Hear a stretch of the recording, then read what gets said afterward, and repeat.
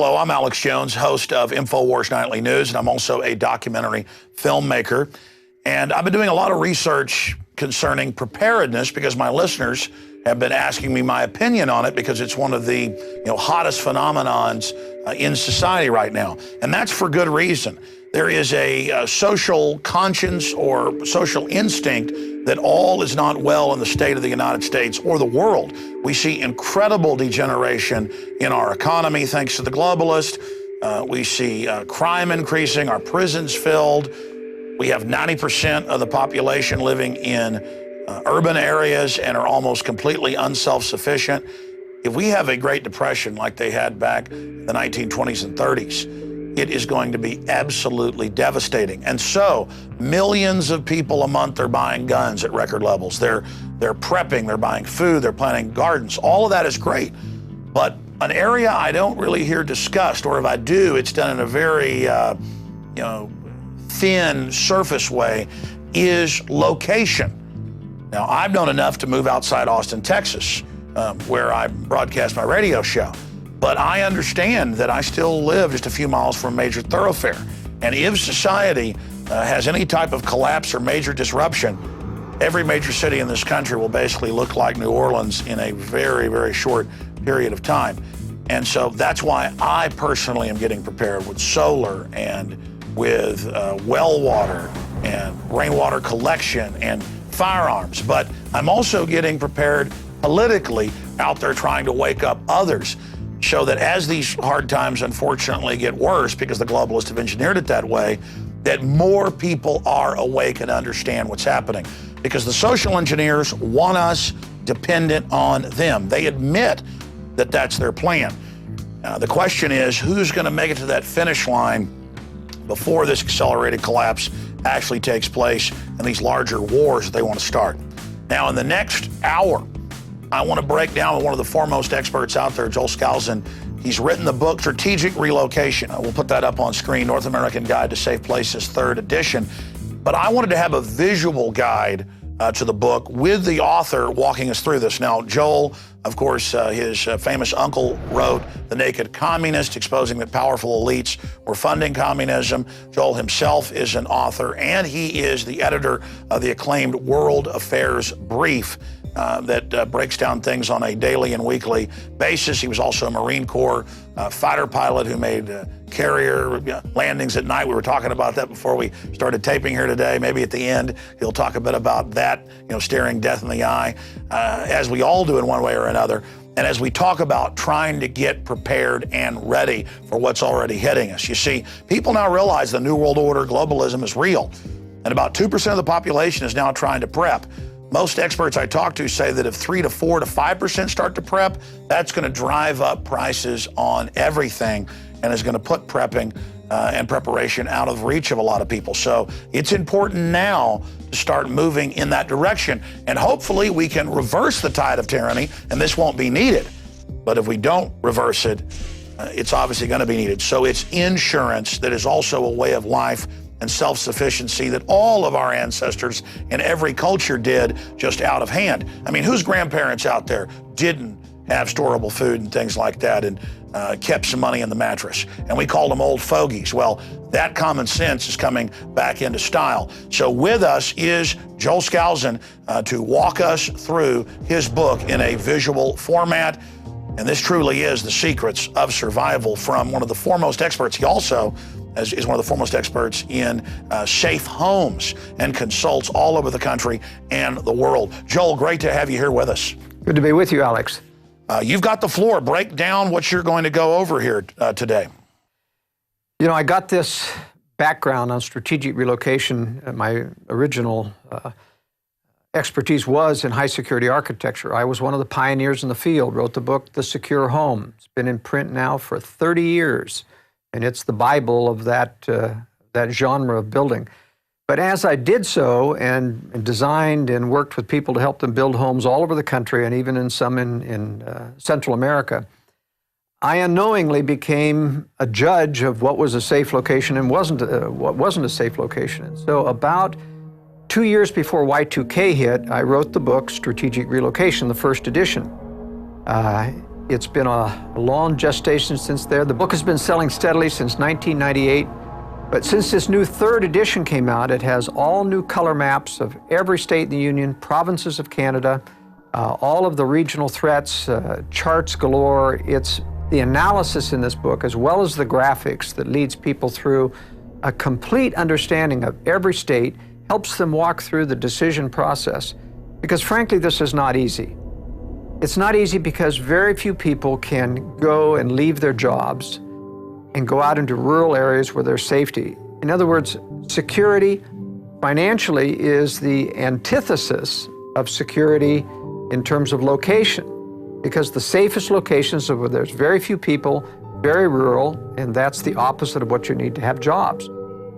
But what happened in Y2K, I was one of the advisors to Gary North when he was really pushing Y2K, and the world owes a great debt of gratitude to Gary for warning about Y2K. In fact, the establishment laughs at him now, but they took his warning, they fixed most of the problems, and didn't give him credit for the fact that he goaded them into it. But there were a lot of people in Y2K that said the end of the world is coming, I'm bailing out of society, going out to rural. They bought a lot of survival equipment, generators, food storage, et cetera. And when it didn't happen, it actually did happen. There was about 5 major events that the media covered up. But really, the infrastructure stayed together.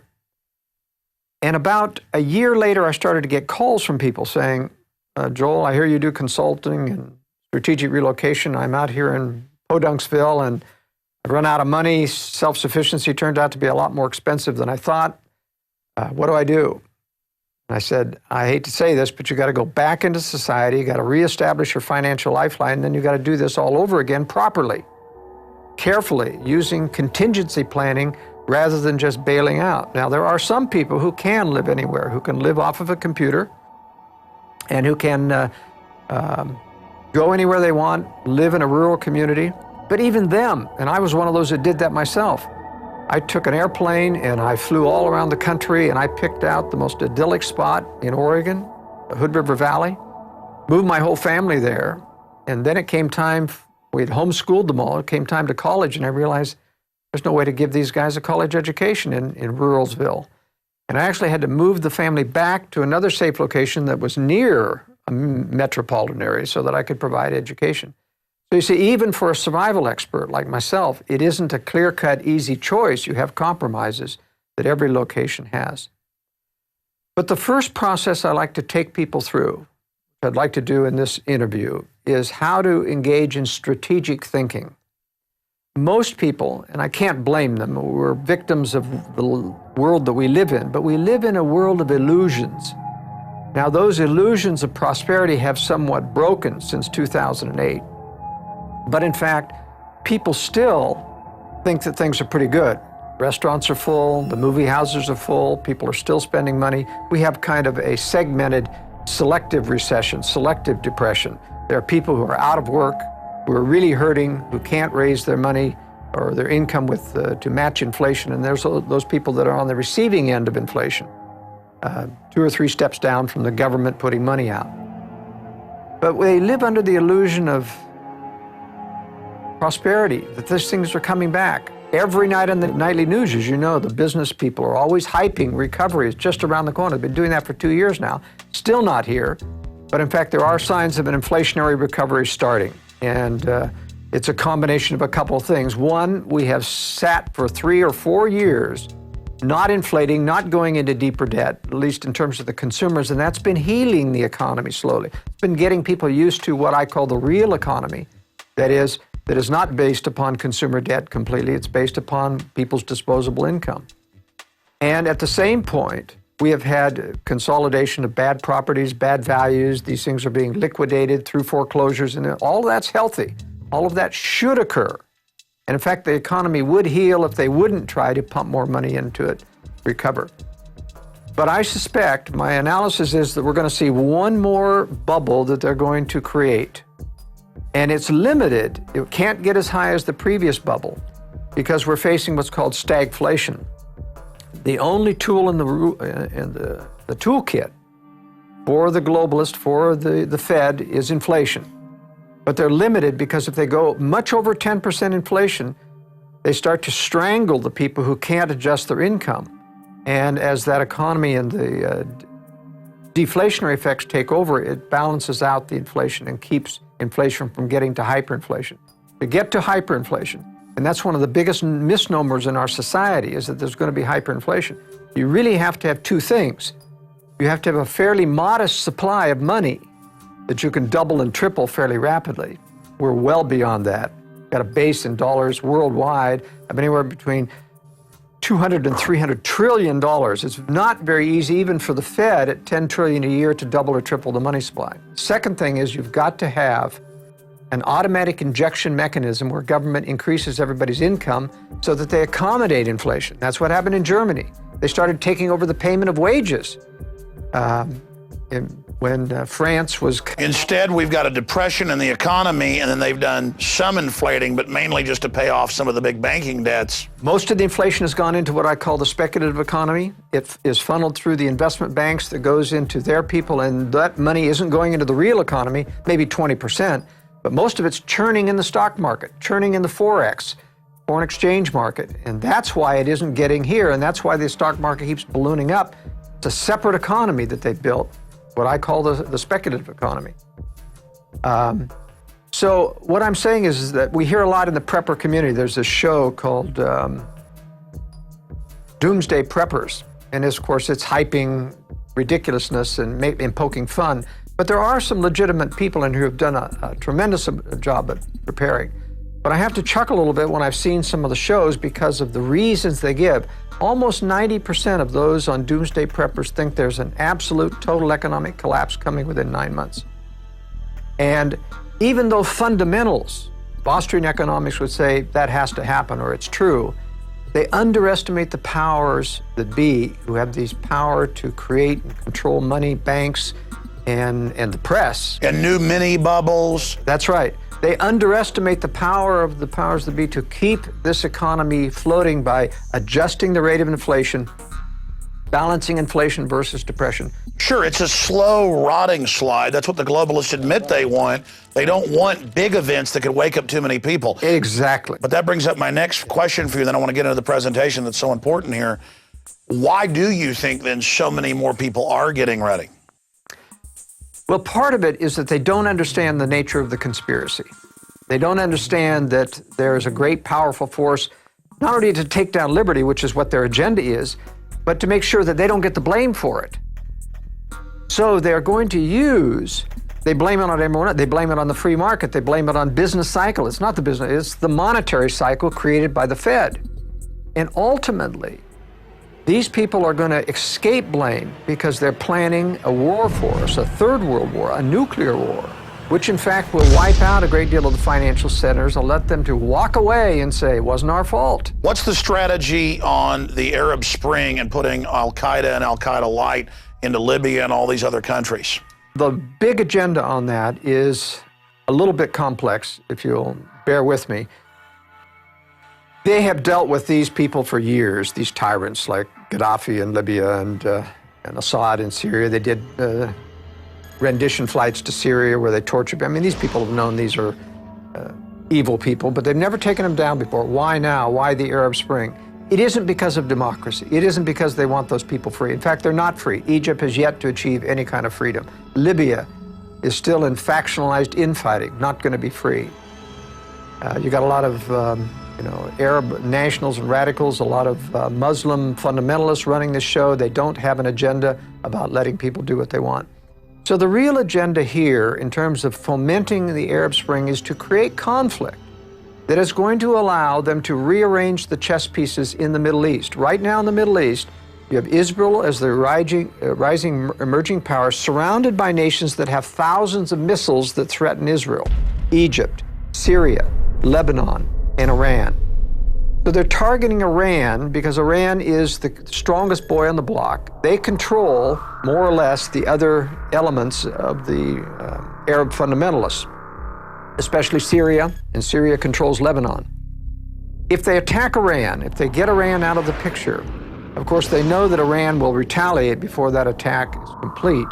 That retaliation is going to give Israel an excuse to launch out militarily and bring the U.S. in, because the U.S. troops being in that area will get struck as well. Once we're bloodied, we have an excuse to come in. I think they're going to take down most of Israel's enemies in this next Middle East war.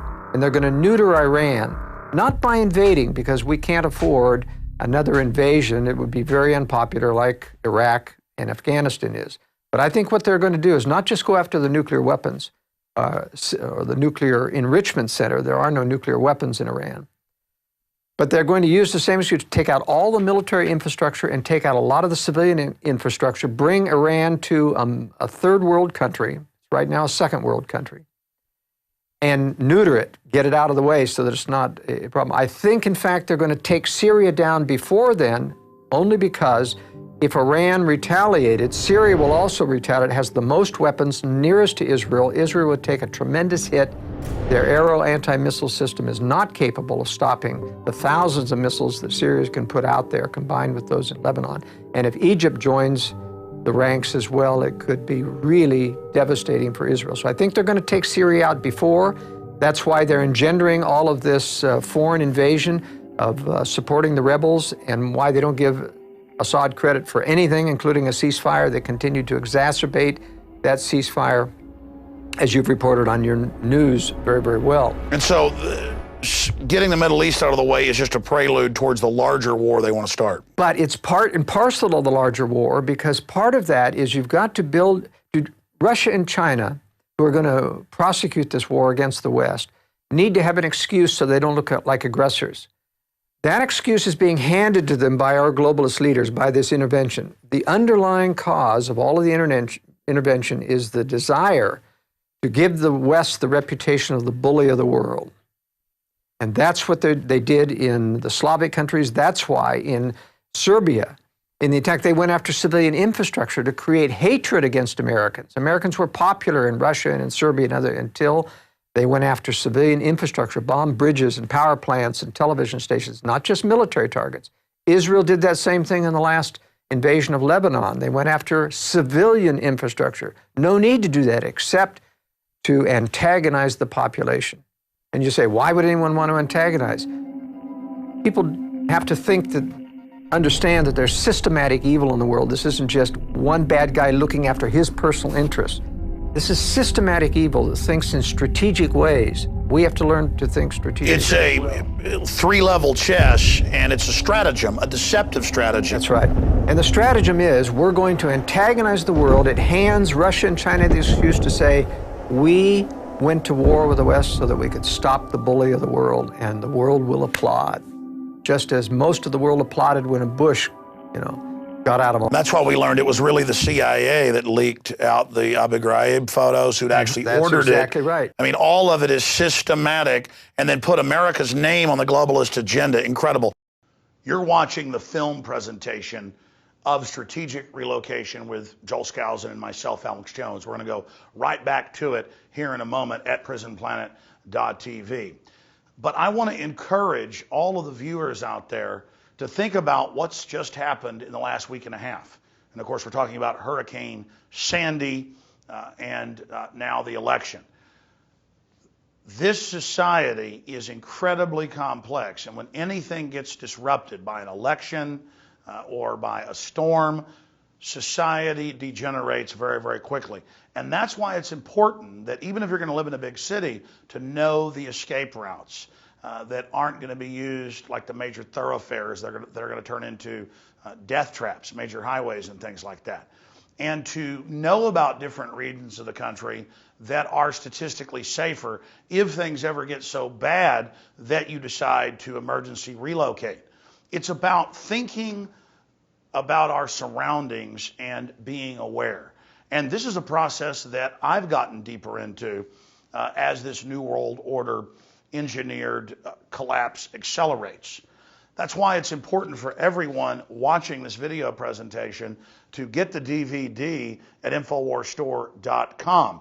When you do that, you're not only supporting our operation and what we're doing fighting the globalist, more importantly, you're getting a hard copy of the film with the expanded extras in a higher res quality so that you can also show it to your friends and family.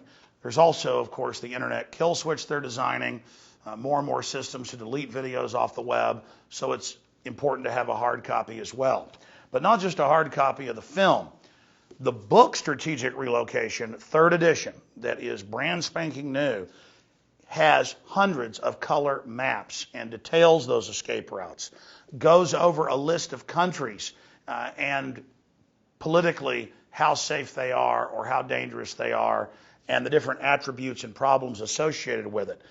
It gets into so many different angles that we also cover in the film that's coming up here. But again, it is so important for those of us that are aware of what's happening in this world to get even more prepared and then to teach others how to be prepared. Because the globalists do not want you being prepared. They want you dependent so they can control you.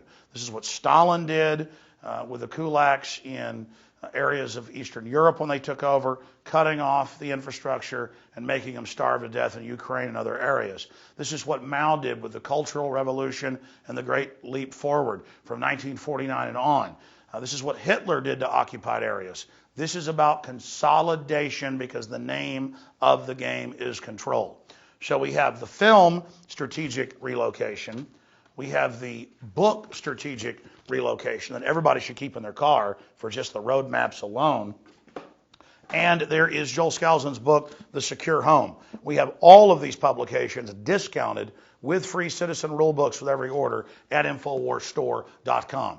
This is a win-win-win-win. You support our operations to get the news and the truth out when you buy books and videos and t-shirts and things from us at InfoWarsStore.com.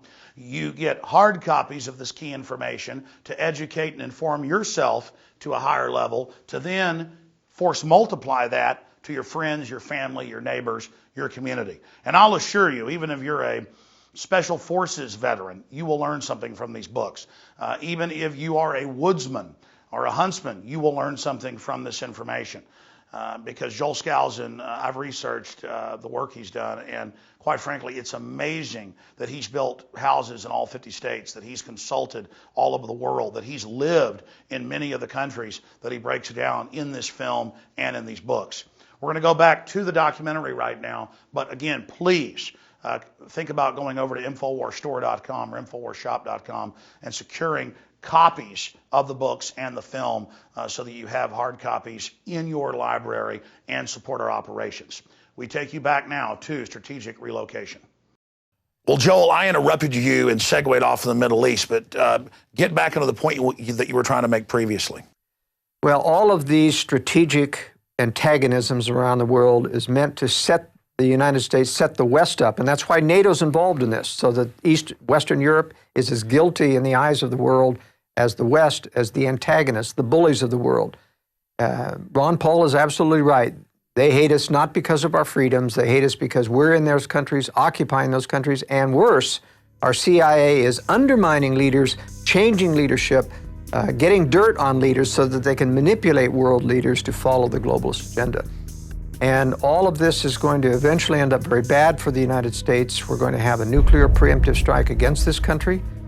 The leaders want it. They're preparing for it. They're covering for it. They aren't telling the American people that Russia is building a tremendous nuclear arsenal, even as we continue to disarm, even as they do not disarm, even while we disarm, and we don't tell the American people that we know that they're not disarming. I mean, this is a tremendous charade, an evil charade.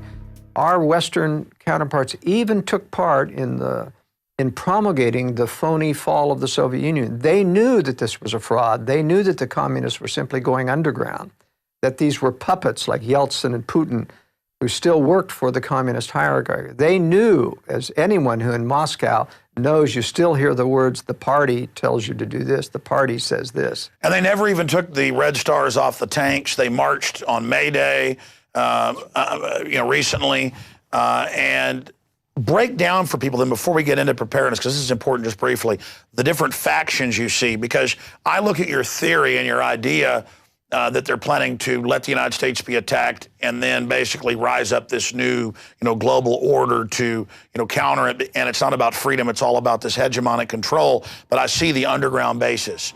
I see the giving away of the Panama Canal. I see the destroying of infrastructure while building an underground infrastructure, and not just physically underground, but a shadow government system. There's instant, evidence everywhere that the elite is, building up towards the type of thing you're talking about. There is evidence. For example, when I was designing and helping to build and oversee high-security homes around the nation, I would find contractors who would say that he's former CIA, he's former Treasury, and they're all building bunkers under the house. So they know that something big is coming. They're not building those bunkers, and the U.S. isn't building huge underground bases and bunkers because of some terrorist threat. They know that a massive nuclear attack is coming. They want that attack to come. But there are secret weapon systems. In fact, it's kept Russia and China for years from attacking the United States. They're afraid of what they don't know about. That's why their espionage is at full fever pitch in the United States, because they're trying to find out what they're really going to face if they attack the United States. And the United States is bending over backwards to appear weak, to give concessions. And you hear some of these eavesdropping conversations about the Russians. Can't understand those Americans. They seem so stupid. They seem like, so we're so easy to infiltrate. They don't realize, though, that our own government is laughing themselves, saying, they think that because they're only infiltrating one level. They're infiltrating really the stage-managed circus. And we don't capture and we don't arrest their spies because we want to make them feel comfortable that we're vulnerable, that we're easy to infiltrate. But in fact, there are sections that can't be easily infiltrated, and those are not being prepared to save America. They're being prepared only to bring out those secret weapons to prosecute World War III after we've been attacked, after we've been devastated. Because it's very simple. If the American military is intact, the Americans are going to rise up and say, go get those guys, let's prosecute this war and use our own troops to do it. But if our troops are decimated, then we come out and we say, what can we do? And our globalist leaders say, oh yes, we're no longer a military power. Our only salvation is join together with all the remaining nations, form a new United Nations, probably called the League of Democracies or something. And we'll make this militarized, and as a world organization, we'll go after Russia and China. Well, Henry Kissinger has said things like that. He said, faced with a big enough crisis, America will accept UN troops in Los Angeles. Yeah. And several of the globalists over the years have made these things that we have to get globalism by stealth. We have to fool people into accepting it. This is going to be the mother of all terrorist attacks. It's going to make 9/11, a government operation from beginning to end, look like a picnic. And they engineered, on record in hindsight, World War I to get League of Nations. That's right. World War II, engineered, financed, enemies built up to try to get it. And then they're going to use World War III. I mean, that's their plan. That's their program. That's what they do. That's right. So strategic relocation is a systematic way to think strategically in the future about how do I safeguard? And it isn't a doomsday scenario necessarily. I'm saying this is insurance, just like you said. You've got to be prepared while we fight to retain our liberty, while we fight to expose globalism. We have to realize we're talking about a very powerful combination of power, very powerful. They own establishment media. They own about 75% of congressmen. They have dirt on them. They can control them. They own almost all the judges at the appellate and higher level, even the so-called conservative ones, they have dirt on. Now, they don't control them on every decision lest it become obvious, but they can turn the screws when they need to, like when it comes up to exposing or ruling appropriately on Obama's lack of citizenship. That is never going to see the light of day. Why are they openly marching in with the chairman of the Joint Chiefs and the Secretary of Defense and telling Congress the UN gives us orders now? Obama writes letters saying, I take orders from the UN. He became the first president to sit on the National Security Council, violating Article 1, Section 9. Why are they being so naked in all of this right now, in your view? Well, it's naked to those of us who look at this, but if you look at what it looks like from the press, it's just a mention here and there, and they don't give it emphasis.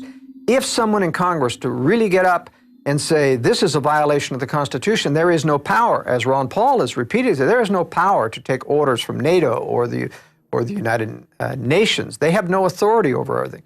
And if the press gave that, you can mention something once and it means nothing to the American people. It has to become a drumbeat, and they don't make it a drumbeat. They may mention it once, but people don't get upset unless the media focuses on it. So what to you and I may be obvious is not obvious to the American people. Nevertheless, It is slowly accustoming all of your pundits, all of your people who are not dyed in the world co-conspirators, but yes men going along trying to improve their careers by saying yes to the establishment. Those people get these subliminal messages. No, exactly. What happens is, while they simultaneously make fun of us that are awake and actually read what the globalists say, they've gone in just the last 10 years from going, you're a kook, no world government or globalism exists, to you're a kook because you don't like the New World Order and globalism.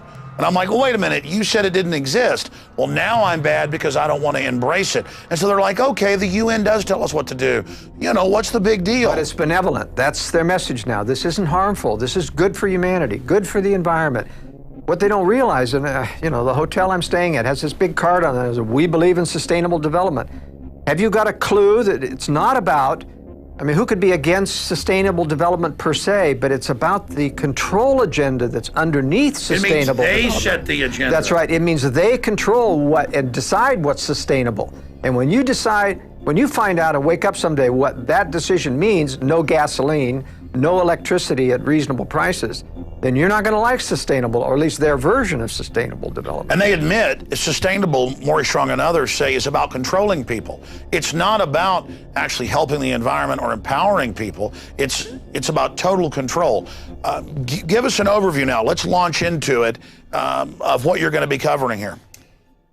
Well, as I began to say, the most important thing is for people to start to think strategically, meaning stop looking at the news alone. You've got to get alternative sources of information. You've got to understand that there's a different underlying agenda. We are not in Iraq because of democracy. We're not in Afghanistan. It's never going to have democracy. It's there for antagonism, for capture of resources, for changing the balance of power in the Middle East, a lot of things that are not good for America.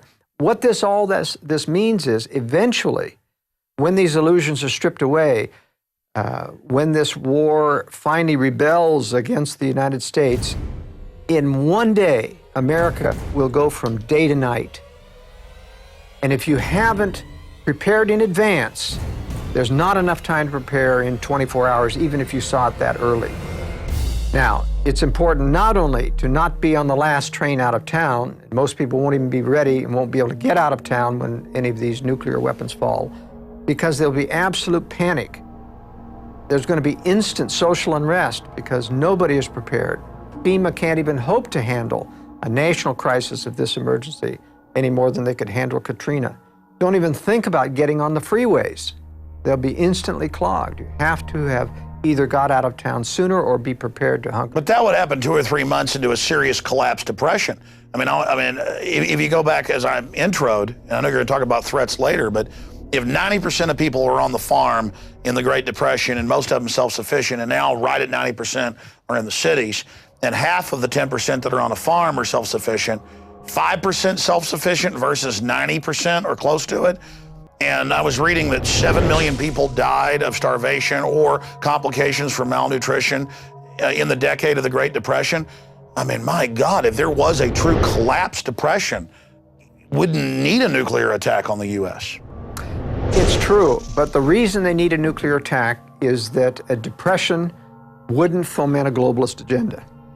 Whereas if you destroy a nation militarily and you feel threatened, then it's much easier for someone to say the solution is a globalist combination of power to counter this evil power of Russia and China. Basically, you attack and kill the old republic, pose as the savior. America runs into the arms of the New World Order. That's right, and that doesn't happen with an economic collapse. And besides, if you have an economic collapse before war, they get the blame. They don't want the blame.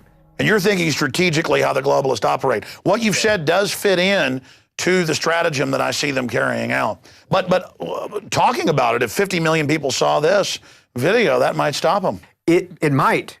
I mean, your work, for example, at Infowars.com has done a tremendous amount to influence, for example, the TSA, and they're bending over backwards to still continue to grow their agenda, but without offending as much. And they keep promising.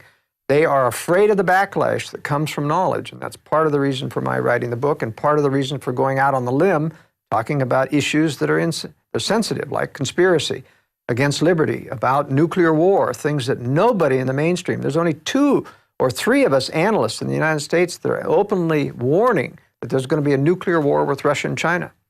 And we have access, the government has twice as much information as we do, and they're absolutely silent. In fact, I've had intelligence people from the Defense Intelligence Agency tell me we have orders never to criticize Russia or to reveal anything we know about Russia. Now, why would you do that? You weren't trying to cover for a nation.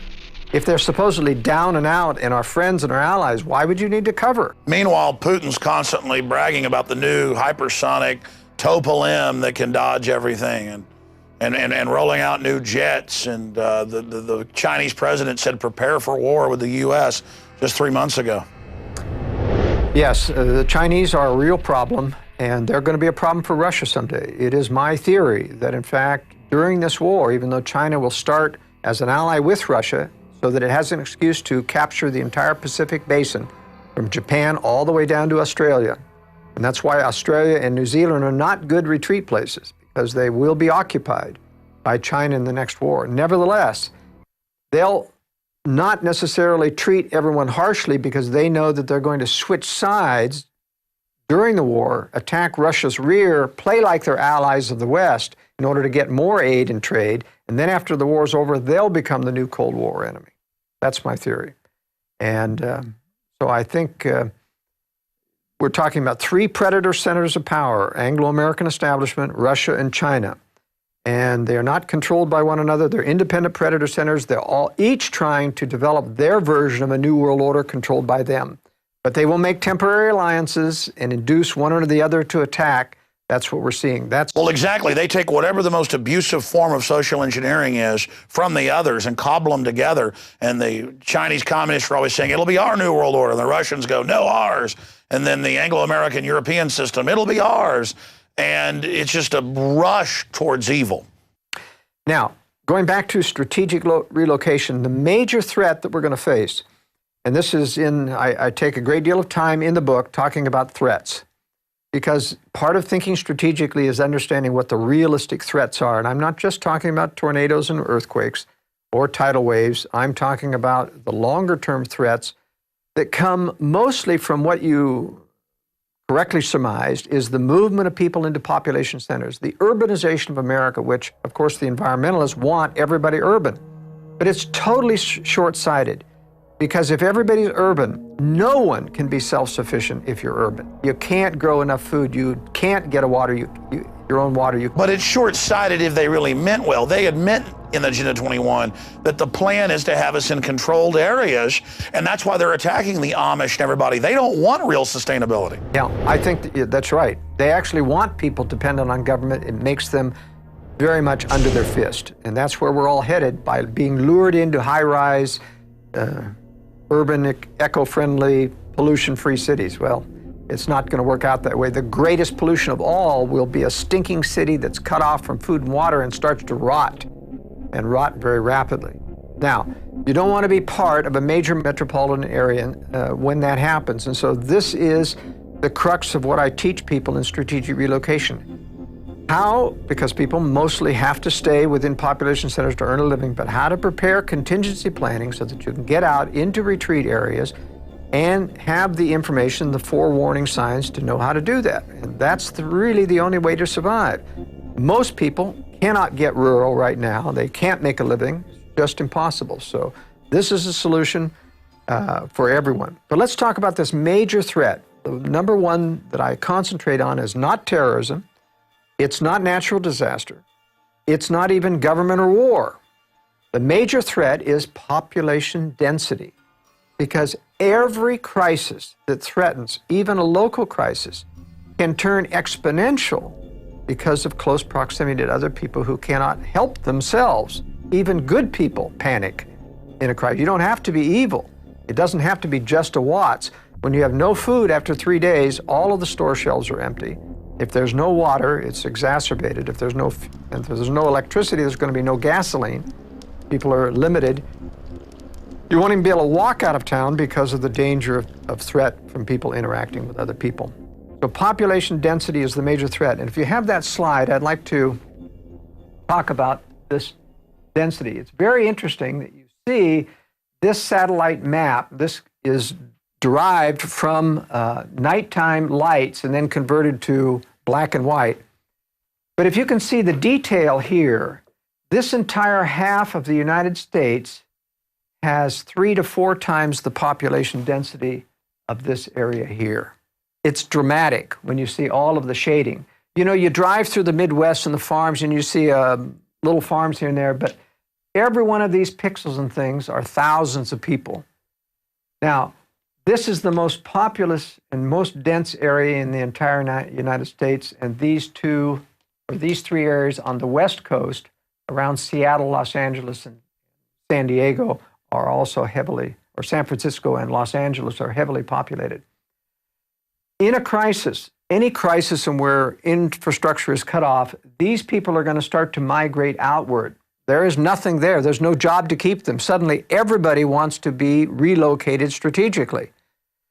And there's a lot of people thinking about it. That's why the prepper movement is so big. A lot of people can't do anything about it. I would say, I think there's a ratio of about 10 to 1. People thinking about preparedness versus those that are actually preparing. So preparedness has increased maybe tenfold in the past 2 years. That means there's 200-fold people who are thinking about it, but aren't going to be prepared. But nevertheless, when these things start to fall out, they're going to be fleeing as fast as they can with everyone else. And so it's important to track how those people are going to leave those major cities when you make decisions about leaving, especially if you decide that you're going to move out into the periphery of these areas. You've got to be very careful to make sure that those outflows of refugees well, that's aren't grapes coming of down your road. wrath. I mean, during the Great Depression, my grandparents, people talked about just people walking down the roads and begging, can I chop some wood for some food? They're like, we already have people chop wood, but here's a little food. But by the end of the Depression, they'd almost hunted out all the squirrels, all the deer. And my family were landowners and upper middle class, and they almost lost everything in the Great Depression. And that was just a depression that the elite engineered to consolidate power.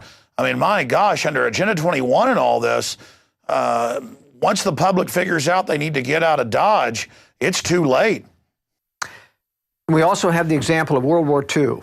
World War II in Germany, we have the example of the Russians coming in, and every German city was being emptied out to get away from the Russians. They did not want to be occupied. Literally, entire cities were emptying out, taking to the roads.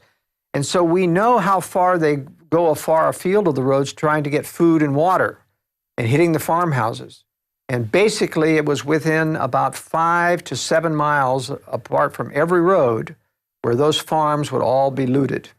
And so you have to take those kinds of things into consideration when you're considering, yes, going rural, what may look rural. That's what I call strategic thinking. Can't just think about how nice and idyllic it is in rural Austin, out in the suburbs. You've got to look, how far am I away from a major county road that goes out there and that's going to be streaming with refugees. There's going to be famine. They're going to be out of water, out of gas. They're going to start spanning out within walking distance. And that, for most people that are tired and hungry and modern-day people, is about 5 miles. You've got to be beyond that so that people don't get to... So bottom line, I could have a place out on the edge of Austin that's, a decent house, but I've thought about somewhere really far out in the middle of nowhere in, the ugliest place possible, but where it has water and solar and buried food and guns, a shack.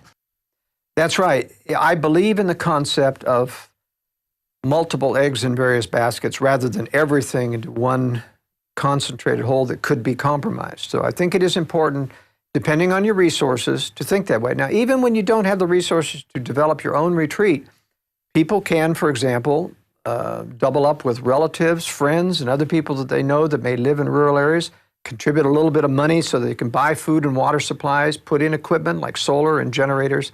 These are things that you can do. That's what I've done. We've got a ranch, family property that goes back to Mexican land grants in 1830, but I've helped build a metal building, helped put in systems, helped pay for wells. And I probably wouldn't even go there during the collapse, but I really know this is a serious threat. And it's not like some insurance I buy and then if I die in a car wreck, my wife gets it. This is insurance that I may end up having to use. In fact, there's a good chance. So I would be insane not to be gearing up. One of the things that people don't realize about preparedness is that supplies are relatively available. A lot of technology, a lot of new stuff coming on the market. But I've been in this business for 40 years, and I'll tell you, it's a real roller coaster for suppliers of preparedness equipment. It's either feast or famine. Right now, it's feast. and supplies are tight because there's so much demand for them.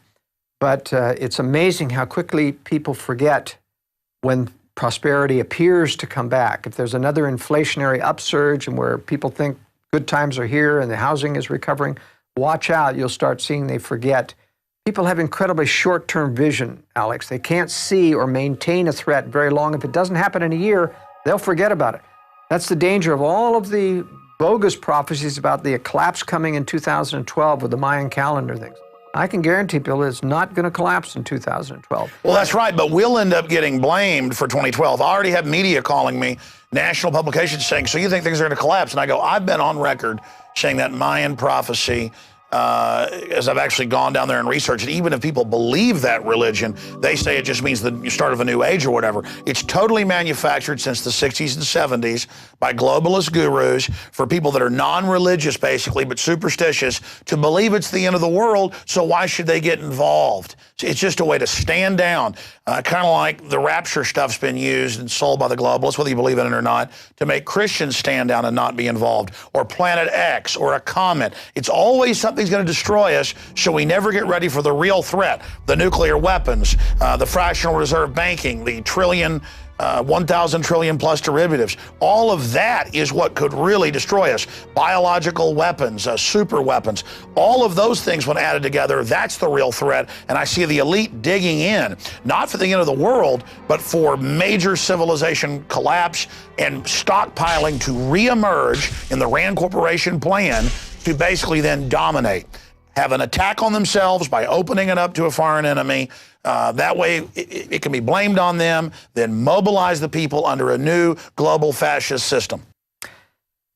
That's right. One of the things that people have to understand, that you've got to be prepared in advance before these things happen. You have to see a long-term vision of these types of threats. You have to have good information. You've got to subscribe to your news broadcast. I put out a newsletter, the World Affairs Brief, which every week I analyze this. It's going to serve as a very good early warning because I'm watching this every day about how the Russians and Chinese are prepared.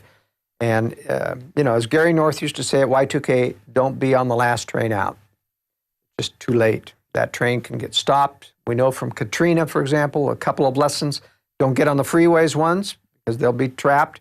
You get on a freeway, it's like in an elevated moat. It's got barriers on either side. If your car goes out, if you're stuck in traffic, there's no way to go except abandon your vehicle and get off on foot.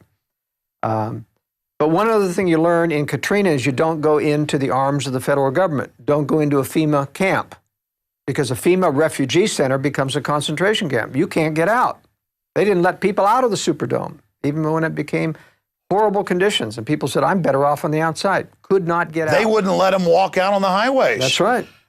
And they use that as a laboratory test. We saw the police start stealing, just total bedlam. I mean, looking at Katrina, it just proves the government can't and won't protect you. That's right. That's right. Now, there's also an agenda about cultural conflict brewing here. And that's one of the reasons why, no matter how much they talk about amnesty and how that's going to guarantee the problem, doesn't. They know, in fact, it's a magnet. They won't close the borders. They never will seal the border. They want the cultural conflict that Europe is experiencing that comes. It's not only crime, it is the fact that you water down American cultural values, conservative political values, make sure that you can never win another election. So there's that agenda.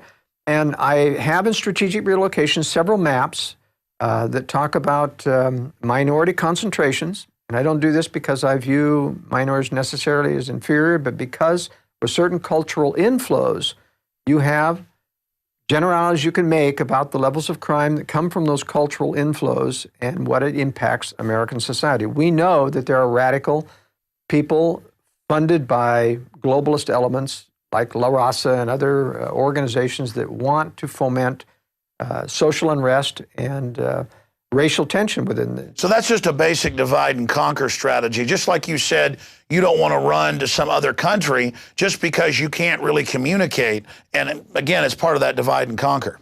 That's right. But it is important to realize that certain areas of the country are predominated with minorities that will become culturally conflicting with your values at some point. So that's one of the dangers.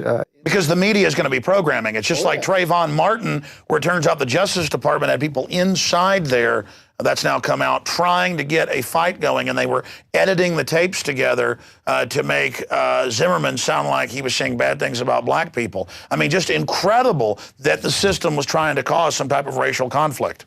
That's right, and there is that's going to happen. For example, the KKK is almost completely now staffed with agent provocateurs. They have northern accents. They're not Southerners at all anymore. If you see any of these television personalities representing the KKK, it's very clear this is not a Southerner. And you have these racial activists within the Latino community, too, that get these people out on the streets. This is not going to bode well for America, even though the person who's fluent in Spanish, I have many, many Latin American friends. I've lived in South America. I feel very comfortable with these people. I recognize, and the good Latinos recognize the coyotes, the people who are the predators, the drug dealers, the people who are giving them a bad name. And they're here in the United States and they're protected. One of my subscribers to my World Affairs Brief told me of an incident in Libby, Montana, whereby he got a Homeland Security brought in, I guess it was the police that captured a Latino drug dealer on the Indian reservation pushing. And he needed rehab and other things, and so he finally sent him on and back with a prescription to get into rehab, et cetera. He called up later one of his friends in Homeland Security about what happened to this guy, and he said, we released him. Now, he was on criminal drug charges, pushing and other things, had medical problems. They released him, and he questioned them why, and he said, we have orders to release them. So they're putting him back into society. Well, sure, that's like releasing the violent offenders, keeping nonviolent in to basically work for 25 cents an hour, displacing jobs outside. I mean, look at the big banks. Wachovia and Wells Fargo got caught laundering $378 billion in drug money over 2 years, and they got $100 and something million fine for that. So, I mean, there it is. It's just total. How does the drug trade tie into the whole globalist system? Well, there are many aspects of the drug trade, and the reason why the United States government or the dark side of the government is involved in the drug trade. One of those is to corrupt American morals. I think there's a Gramsci theory that explains why if you're going to conquer a nation, if you're going to diminish the morality of a nation, you want to corrupt it through drugs. It's also a way that the dark side of government used to finance their black operations. CIA used to bring a lot of drugs in through Vietnam, whether it's body bags they were harvesting out of the Iron Triangle. In fact, former Assistant Deputy Secretary of State Richard Armitage used to run that for the CIA, that whole drug operation. And so this went to the very, very highest levels. We're now in Afghanistan harvesting a lot of the poppy crops, import, a lot of that's going to Europe. Plays into the global thing in three ways. One, corrupting American people. Two, financing black operations. And three, payoffs. They're able to control a great deal of the underworld. In Afghanistan, most of the payoffs come from drug money to all of the, when they buy off the Taliban, when they buy off the Iraqi opposition, for example, to make the war look like a success, they're using in-house drug money to do that that's harvested out of Afghanistan. Now, don't they mainly use Wall Street fronts where they just pump money and insider knowledge into companies to then use profit from the companies to fund black ops? They do that too. But then again, a lot of it now is just printed money. They've got to the point now where the money supply is so big they can print a few $1 trillion here and there. In fact, the CIA has a full set of U.S. currency printing plates. They've given a set to Moscow. They've given a set to several other governments. They're supposed to use it judiciously. But, we send suitcases with air couriers when we go into a country to bribe officials, suitcases of $100 bills. Well, it's actually pallets now. Pallets, I'm sorry, you're right. It's pallets. And that's why, that exit from Iraq going out to Kuwait, was just people with satchels full of money that they discovered. Those are the payoff money, and they're getting it out of the country in order to, make themselves oligarchs of their own variety out there in the West. Just like the oligarchs in Russia. The former communist leaders got the central bank to give them the loans to buy up the oil companies, to buy up the electric companies. The oligarchs became wealthy, moved offshore, and they still are the communists, and they're still running Putin and others. Putin met with Boris Berezovsky 5 times in his Spanish villa the year he ascended to the presidency. and then pretends that he's the enemy of Boris Berezovsky and that Berezovsky's trying to overthrow Putin. I mean, this is just political theater. And then it turns out that the Rothschilds sued the Daily Mail, saying we're not puppet masters secretly running those oligarchs who then run the sub-puppets. So it's puppet masters on top of puppet masters on top of puppet masters, and they lost the suit. And the judge said, wow, you really do run these people. I mean, that just happened a few months ago, where it turns out that the oligarchs are still in control of Russia and the Rothschilds are sitting above them. But, as I will assert, the Rothschilds don't control them. They feed money to them, they try to assist them, they try to cover for them, but they are co-predators maneuvering like this and playing like they're helping. But sure, they're always flipping allegiances. But believe me, the oligarchs are intending to strike the West, and a lot of people who think, because they believe that if the Anglo-American establishment controls the Russians, that they'll never strike. But I'll guarantee you they will strike, because they're only assisting in controlling it in an arm's length relationship. Well, that's like China, where our criminal government will pay billions of dollars to move General Motors, Cadillac, and Volt to China. But then the Chinese president says, prepare for war with the United States. That's right, because they don't actually control the Chinese. They're trying to maneuver inside. Why did China agree to the one-child policy in exchange for aid? I mean, I guess culturally, the Chinese believe they've got too many people, other leaders have said. Well, every globalist predator center believes in controlling population. Only Russia needs population. Everyone else is trying to destroy population, China including. They've got an agenda to eliminate probably at least 3/4 of the world population. Well, I was about to say, from my research, eugenics is what binds the communist Chinese predators and the Anglo-American predators together. And from my research, everything is a eugenics-based obsession, both with a leader looking for life extension and other things, but also it just codifies scientifically their innate hatred of fellow humans.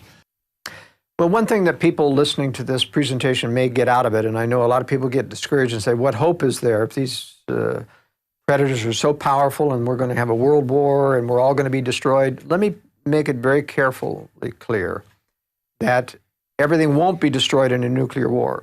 I had someone write me after our interview that we had just a few days ago and saying, well, gee, the Earth is going to be contaminated for 40 years after a nuclear strike, and so what use is there? I said, that isn't true at all.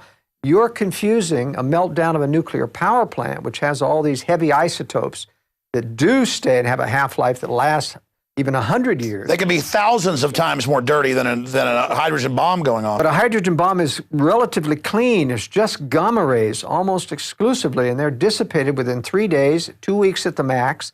Now, if there's more than one explosion over time, you might be in a shelter a maximum of a month. You can survive. The Russians intend to survive. The Chinese intend to survive. It's a matter of preparing. And a lot of people, have this apathetic, fatalistic attitude that I'm not going to prepare, I'd rather die. The problem is you don't die. You get sick, you wish you were dead, but you don't die. You continue to survive, just like Hiroshima.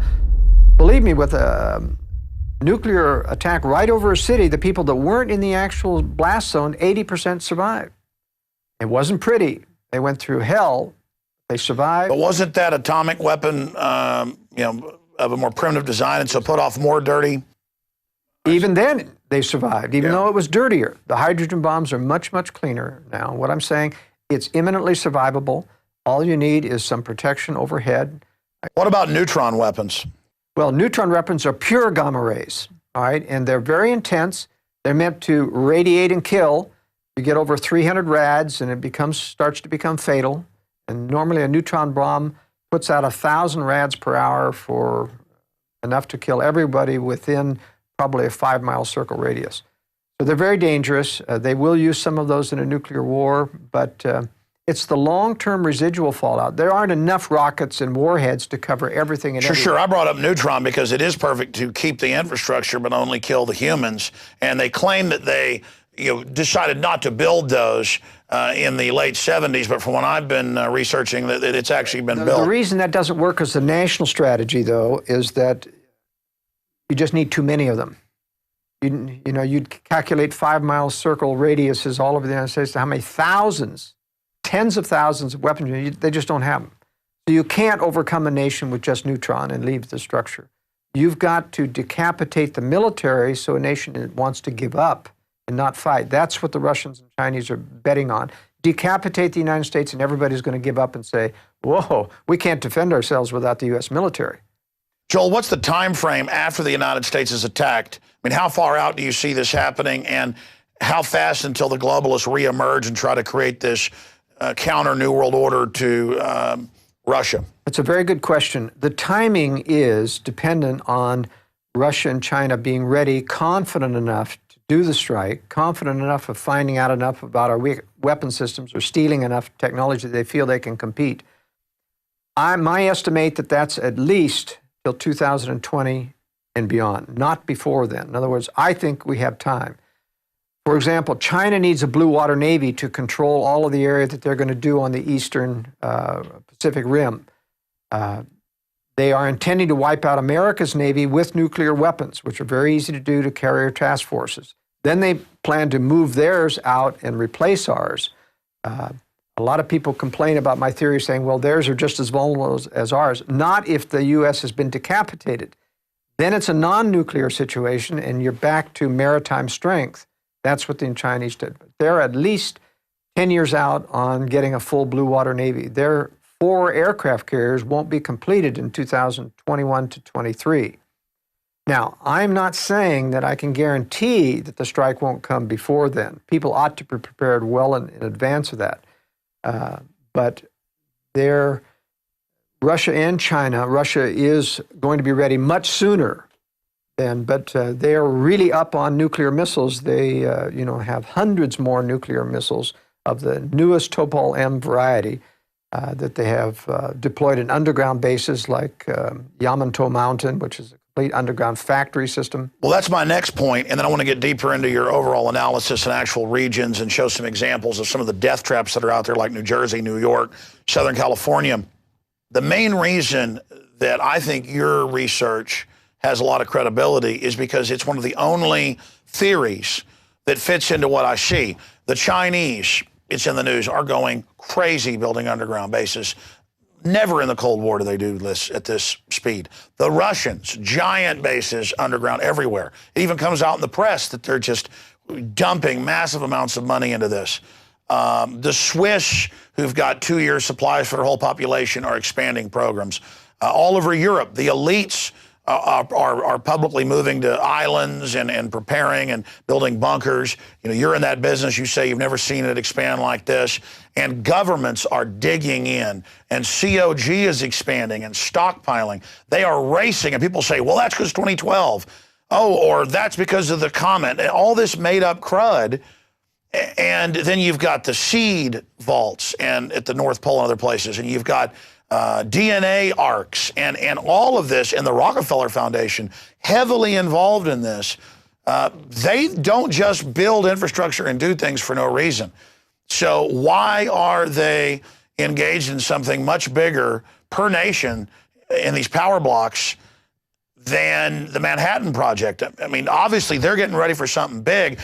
And I mean, is it a race-specific bioweapons? Is it a nuclear war? All I know is they're gearing up for something big. Well, I can tell you that race-specific bioweapons are very chancy still. Anytime you use biological weapons, they're really afraid this is not going to be able to control or be as discriminating. I mean, they're very nervous about this. They can mutate. Well. They can mutate. It could be devastating. They prefer nuclear because this is very controllable. They know exactly what nuclear fallout will go, what it's doing, and how to protect against it. It's relatively easy to protect against. That's what they're doing. Now, as to them preparing at a feverish pace and having been doing so soon, it's because their timetable as to when this war was supposed to be about now. In other words, they were planning on inducing Russia and China to strike as early as now, and it just hasn't worked. It keeps prolonging. They were doing major disarmament in the 1990s, PDD 60, where President Clinton came out in 1997, told the nuclear establishment in the United States to prepare to absorb a nuclear first strike and not launch on warning. Meaning, you may think you got the launch procedure and all, but you're not going to get permission to launch. That's, you know, even our military today say, no, we've got the procedure for launching on warning and for retaliating. I said, yeah, but you can't do that without permission. You're not going to get permission. Well, that's right. Don't they have to give them the authentication code to then let them? So they don't really have it. They don't really have it until the White House releases the... And when did they change that? Because at one time they did, right? That's right. And they changed that, so they've withdrawn all... Wasn't that under Clinton?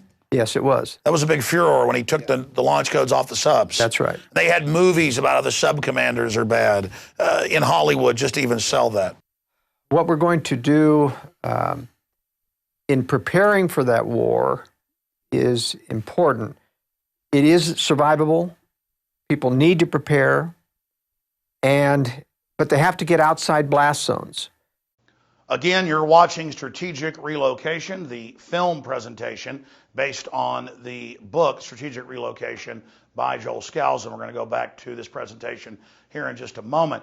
I just wanted to encourage PrisonPlanet.tv viewers, subscribers, who've made so much of this possible, to be sure and also download a copy of this presentation and give that to your friends and family, or even better, get the high quality DVD with the expanded extras that we're not able to show you here tonight. I don't like how I said that. Or get the DVD, which has the expanded extras that deal with securing your home and that dovetails with the book, The Secure Home, written by Joel Skousen. Also, we intend, as a public service, to post this to YouTube at the Alex Jones channel, and I'm sure Change the Channel and others will want to post it as well. And so I hope those of you out there watching this on YouTube will support the author, Joel Skousen, by buying his books at InfoWarsStore.com. But more importantly, support yourself in having these Bibles of preparedness that any home is incomplete without. But regardless of what you do, take this YouTube video or other video system that you're watching it on and send the link to friends and family, because the globalists do not want us prepared. Because if we are prepared, they're not going to be able to domesticate us and fully take over. Agenda 21 is about driving us all into the compact cities. We've all seen the UN maps that Congress was shown back in the mid-90s. And now we see those maps being implemented where half the country is completely off limits. Another 40% or so is very restricted, and less than 10% is, quote, free use. This is global world government zoning. They just had the Hurricane Sandy. And I saw on local Fox News, the environmentalists said, you shouldn't be able to rebuild because buildings are bad on the beach. Well, it's about insiders only being allowed to build. So that's what this is all about, ladies and gentlemen. They want you under their control. And sure, even if you can't move to the safest zones in the U.S., there's a lot of options broken down here in this film and in the books. You can move to safer areas per capita outside your city. I commute in about 20 miles every morning. I live about 18 miles outside Austin, and then a couple miles into Austin is my office in South Austin. And that's not the perfect place, but Joel Skousen, in his book says the Hill Country is one of the safer areas, or the safest area per capita in Texas. But still, it's not perfect. But before I'd even read his book, I'd done my own research and decided that that was the safest area. And that's where a lot of the elite were moving as well. And sure enough, in my own research, dovetailed with his. But here's what's amazing. He knows areas all over the country because, again, he's built homes all over the country. Joel, you also in your book get into ethnicity maps. And let's face it, the globalists look at those and use the media to play groups off against each other. Take Trayvon Martin just recently. They edited audio together, the 911 call, NBC did, to make it sound like he was racist against black people. They sent Justice Department people in to the new Black Panther Party, it turned out, to call for race war. So during an emergency or in a collapse, they're definitely going to try to play people off against each other. And you break down maps of this in your book. Tell us about it. I do cover the cultural conflict issue as well as racial and ethnicity. And I show maps that show where high-density minority populations are. And I do this not because I'm racist, because I have many friends in both camps, but because those camps themselves realize that they're being manipulated by the media, by globalists. It's a very popular thing to play on race. It's not so much that they will use it in my opinion, during a crisis as much as they will use it to foment crises. And they have for many, many years used the illegal alien. Whenever you get a strong movement in conservatives against giving amnesty, they hit the streets. Somebody's pushing those people out on the streets.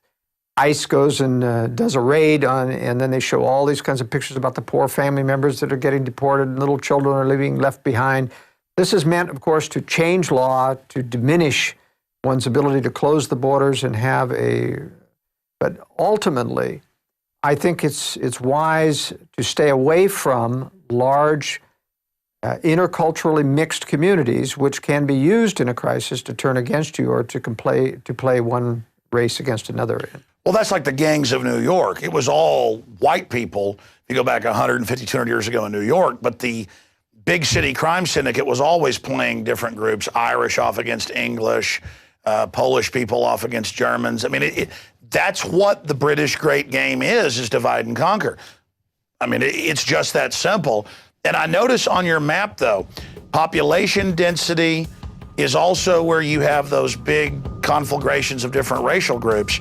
So it's pretty simple reading your book, and I can tell there's deep research because I've done research on specific areas, and wow, this is accurate. I mean, just amazing. But as you've told me off air, it's decades of research you're already doing, just basically concentrated down into one book.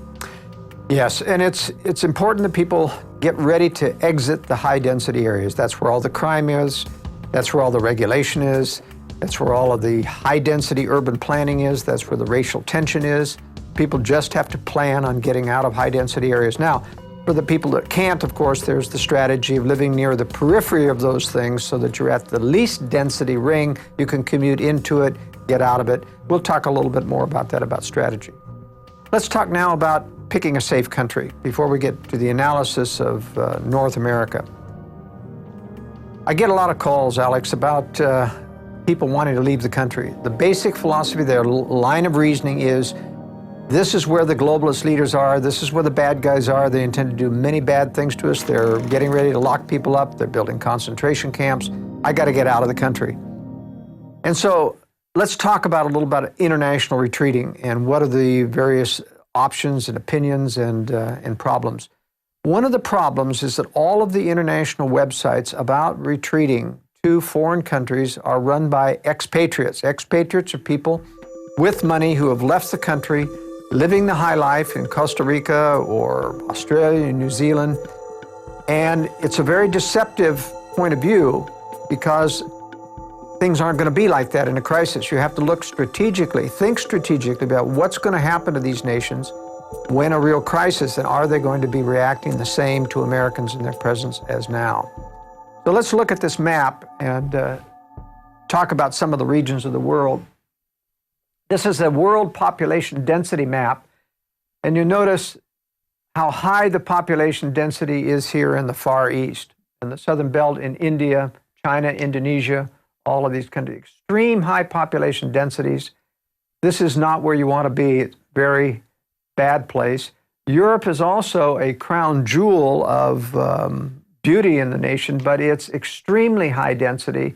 I had a call from Czechoslovakia asking for advice about how do I implement strategic relocation, or have you done advice about Europe? And I said, no, it's really a lost cause. Too high density of population to survive there well in a crisis.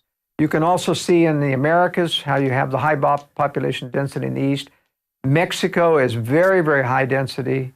So is Costa Rica, Nicaragua, Panama.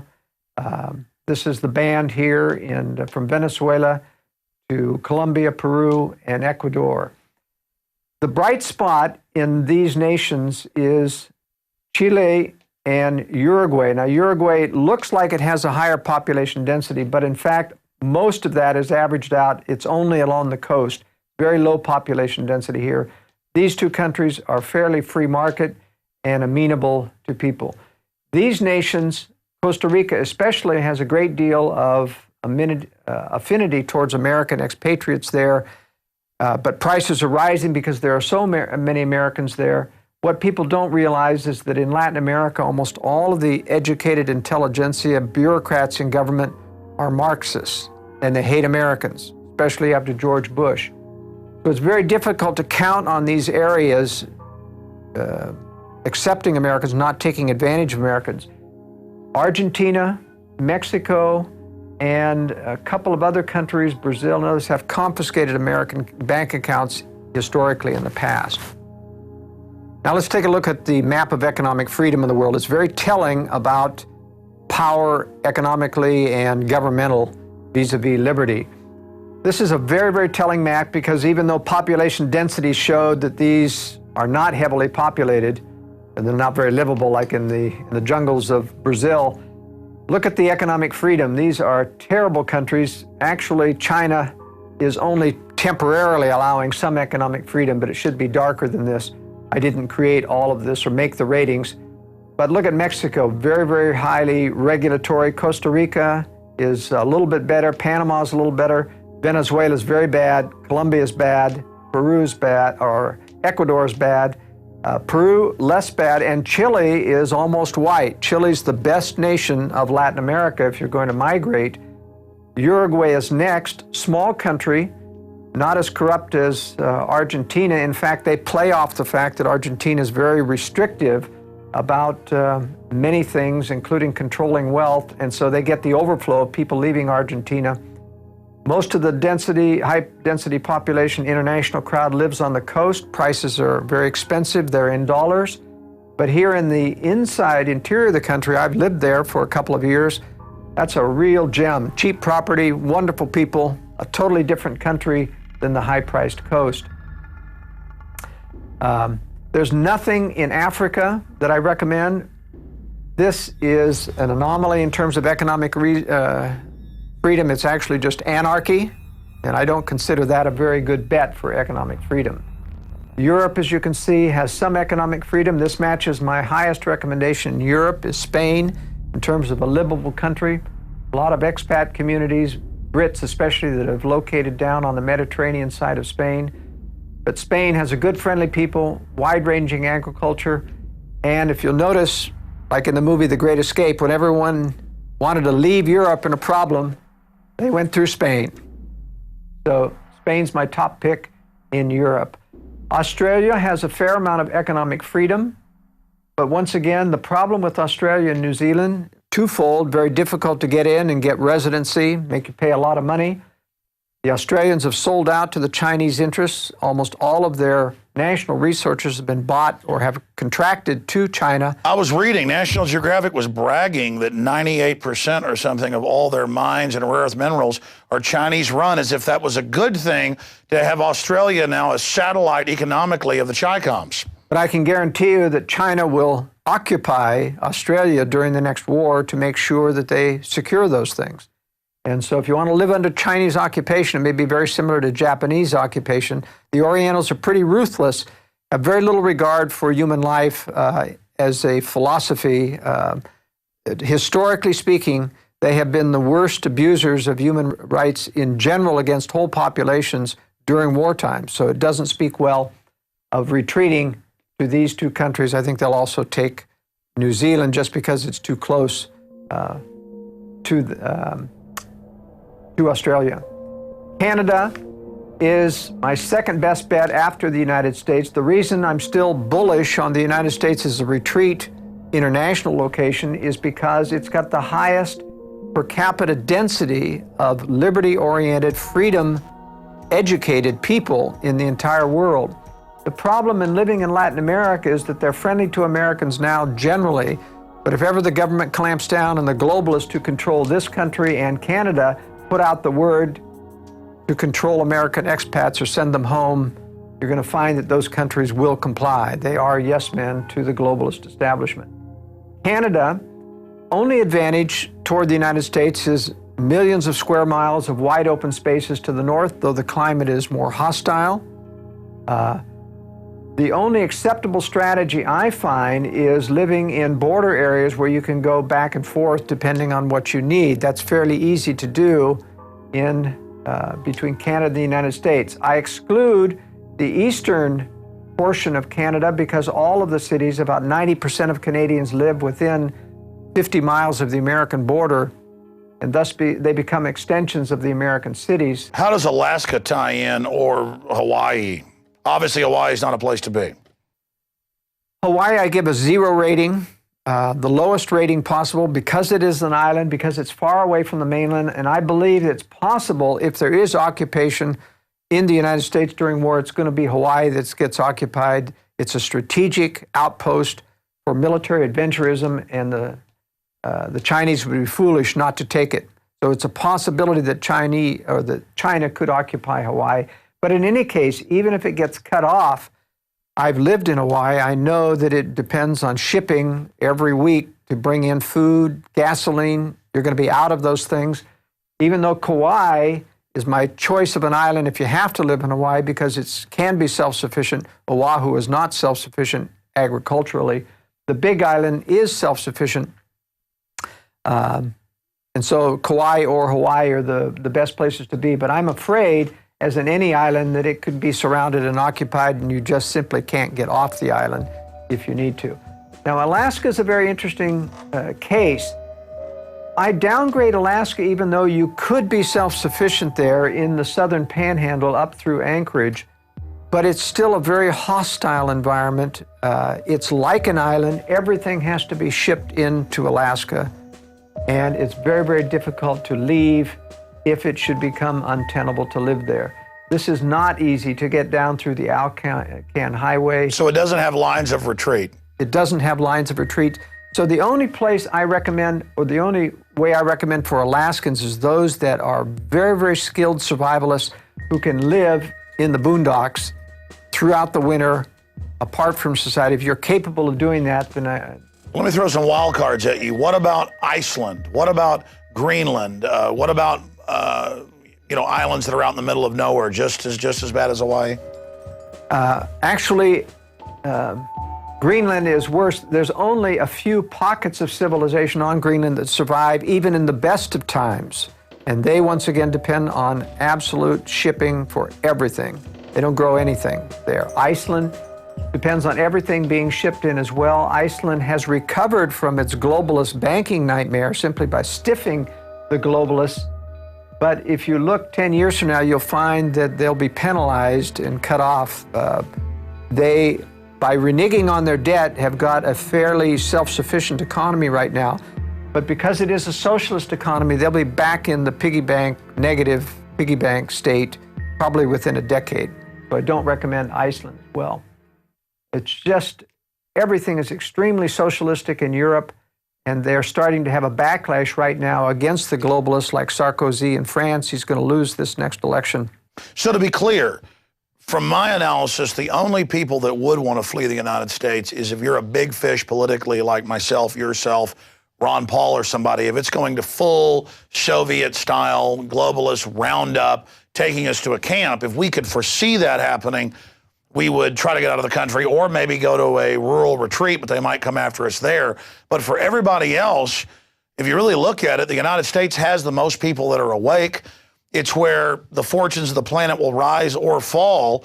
And my instinct, my gut, my discernment is stay in the United States and fight it out here. And by fight it out, I mean occupy the land, be here, educate people, and dig in and hope for the best, but also prepare for the worst. I really agree with that analysis, Alex. If you're going to live, high-profile people, I speak multiple languages. I've done that on purpose so that I can go to other countries. One of the reasons why I prefer Uruguay is because there's a lot of Europeans there. I can blend in there. I can't blend in Peru or Colombia. Just don't blend in very well when you're pure Caucasian. But it's very important to get native language speed if you're going to try to blend into those countries, because someday, there will be a roundup of Americans. There will be confiscation of properties. There's a lot of Americans here in little enclaves in Mexico. Jesse Ventura. Yeah, and I think that's a dead place for Americans. I'll tell you, the crime is very, very bad. The corruption, you can't depend on any kind of safety there. Staying in the American enclaves, they'll eventually be raided. And so you think the Baja is a death trap? Yeah, I think it's a death trap. So don't judge these countries because you have American enclaves that are living the high life right now. I can guarantee you that will not survive. Well, they're going to be ripe for the picking. Yeah, ripe for the picking. And when Mexicans are out of things, and if the druggies don't get you, the criminal elements within. Well, in Mexico, they're already killing all the middle-class people and are kidnapping them right now. And that will get only worse. Kidnapping was the bane of Central America. El Salvador, Guatemala went through a lot of kidnapping. I was down there in the 80s when that was occurring, stayed at a house with bloodstains still on the wall from the owner being kidnapped, ransom, paid the ransom, he was killed anyway.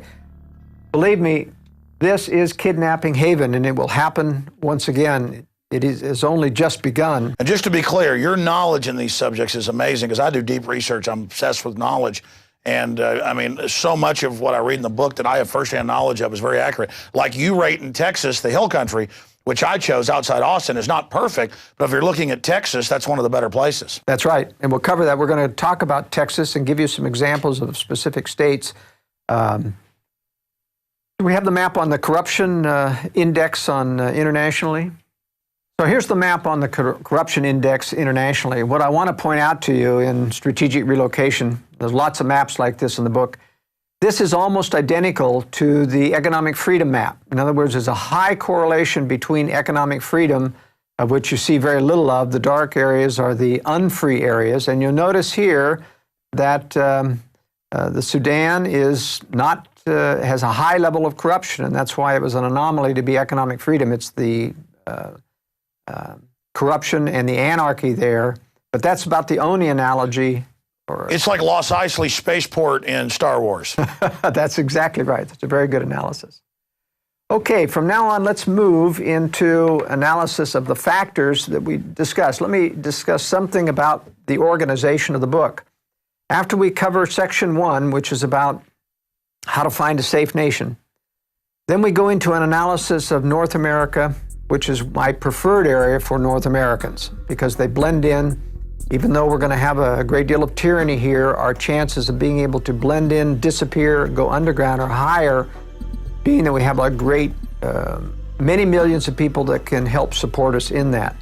So what I do is I go through the various threats that you face, and we talk about climate. These are preferences of what you want to live in terms of wind, if you want wind power, how to look for those things. There are maps in this book that cover every one of these details. We talk about the economy. We talk about crime. There are crime statistics. We have ratings of every city in every state on crime, and we talk about the different types of crime that there are. We talk about natural disasters. Let me show the map on tornadoes and hurricanes to give you an example of graphics that we have demonstrating a natural disaster. Now, I'm going to demonstrate two of the graphics that we have showing the natural disaster threats. The first one is earthquake hazards. You can see that there's major earthquake hazard on the west coast.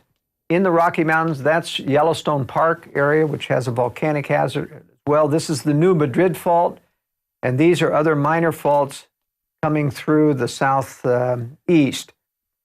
Now, it's interesting that this map doesn't mean that everything is never necessarily devastated if you're in any of these high earthquake areas. What I point out in the book is you have to look at the actual ground conditions in the area that you're at. For example, in the state of Utah, where you have a high fault area that's expected to go off at some time in the future, it's on a 300-year cycle approximately. If you are in the low-lying valley, next to a lake where you have a high water table, you'll get a wave action, an earthquake, which will actually flip houses in the air and be very, very destructive. If you're on a foothill coming out of the mountains, even closer to the fault line, but on sand and gravel, broad-based, the house will merely shake a little bit, but it won't take up any wave action. I give this out as an example in the book, how just because you're in an earthquake area doesn't mean you can't find safe areas to build upon. Remember, it's water table that's your danger in an earthquake. That's going to set up wave action. Let's go to the tornado map. Now, this is a graphic of the tornadoes in the United States. It's very graphic because these represent the larger the triangles, the heavier the tornado. This is the danger zone. These are where your F5 type tornadoes. We did have some F5s come through this area, which were devastating to the southeast and pour through here. I've spent a lot of time recently in North Georgia and seen the damage from these tornadoes. It is horrendous what these things can do. The good news is that there's no reason why you should ever be at risk of your life in a tornado area. Buildings, yes, although you can design tornado-proof up to a level 4, nothing's guaranteed in an F5 tornado. But with the proper safe room built into your basement structure, there's no reason why you can't survive any tornadoes. This is part of what I call the amelioration strategy or contingency strategy. You can overcome some of these threats, like earthquake, by building stronger, flexible construction and tornadoes. And that's an example of old-timers having storable food, having firearms, just as a matter of course. They all had storm cellars, and then, oh, that's stupid to have, so people just wait and get killed now. Things really change. In the past, if there was a threat, people made a preparation for it, and it would double as a cellar for their canned goods or whatever. I remember after our recent interview on Infowars.com that I got an email from someone in California and laughing about our interview, saying, I remember the 60s when my father talked about everyone having a fallout shelter, and he was in the military, and he said, we don't need any of that. That's never going to happen here. And I responded to him, well, just remember, you've been warned when it happens. Not my fault that you weren't prepared. But my point is, if you live in Tornado Alley, like people in North Texas or in Kansas or Missouri or Oklahoma, and you know about the hundreds killed every year, just because you have a storm cellar doesn't mean that you think you're going to be hit. It's just, it's there as a backup. That's right. And the advantage, by the way, of building a secure home in these areas is that when you do a high security safe room in a basement with a concrete cap over it, you can tell the building department, if you're in an area that requires building permits, that this is a storm shelter. You have that excuse. You don't have that excuse in areas where there aren't tornadoes. And so it does allow you to avoid talking about having a high security room. And of course, when we design these, we make sure that we don't design all the details into the plans. You simply put a box in concrete, and you don't put any of the facilities in. You call it storage, or you call it a tornado shelter. And then you put in the detailed equipment, which would make it obvious what its purpose is after the building permit process is through. I want to build a concealed fallout bunker. I recommend that everything be concealed. As I pointed out in my World Affairs brief, Obama's executive order detailing to federal agencies the confiscation of natural resources and foodstuffs in an emergency is based upon the National Defense Production Act of 1950. And even though that commandeering power has been removed and repealed in 2009, it'll be back at some other point at an appropriate crisis. But still in the National Production Act of 1950 is the statement about hoarding. If you are caught storing food or having stored food after it's been declared a scarce resource, you're guilty of a year in jail or a penalty of $10,000 a day. So it is important, my point is, to have concealment, because someday I can guarantee you the government will come to call for your hard-earned stored materials and confiscate them unless you've got them concealed. What about these buried capsules that I've seen, like in movies like The Road, but I know they really sell them, where it's just a hatch and it's basically like a buried gasoline drum type system like they'd have at a gas station underground. You know, you have the hole dug, then you have somebody place it, you cover it up. I mean, just for absolute emergencies. Is that one of the more inexpensive ways?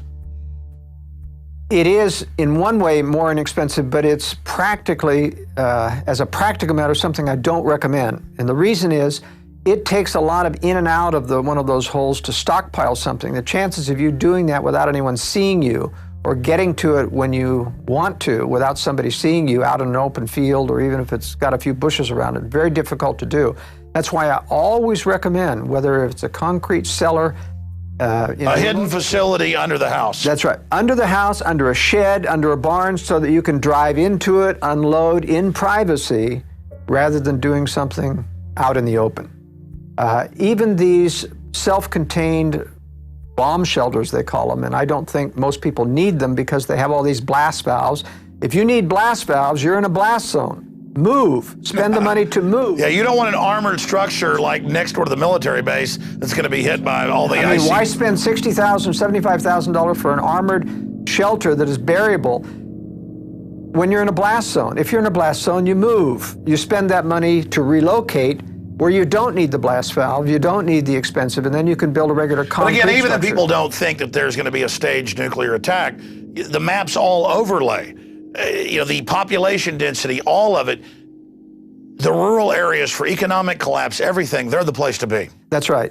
But one additional problem with these in-ground type shelters that don't have building over them is you have these vent stacks coming out of the ground, which can be sabotaged.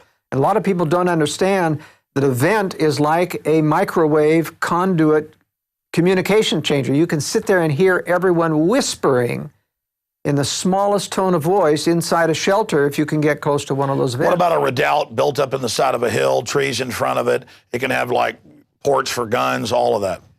Well, the point is it's still vulnerable because your ventilation shafts are tamperable unless you go to extreme concealment. Couldn't you run them out in front of you?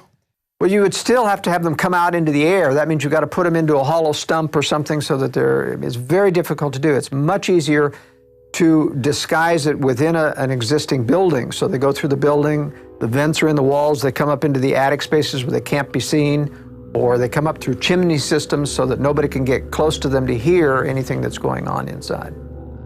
What's a moderate price one versus the high end you've built? People can build in a basement structure underneath a garage, for example, with a thickened slab, the basic structure for less than $10,000. All right, so the other threads that we talk about in the book, and remember in this section of the book, we're taking each of the threats expansively, talking about how do you ameliorate the threat, et cetera, which states have threats. And then when we get into the state analysis, which is this next section, which is the biggest part of the book, we give you a summary rating for every one of those threats so that you've talked about them in general and crime in general and what the various statistics. Then when you decide, all right, I'm going to consider going to Idaho, what do those threats look like? You have in this book an example of, and let's start with California.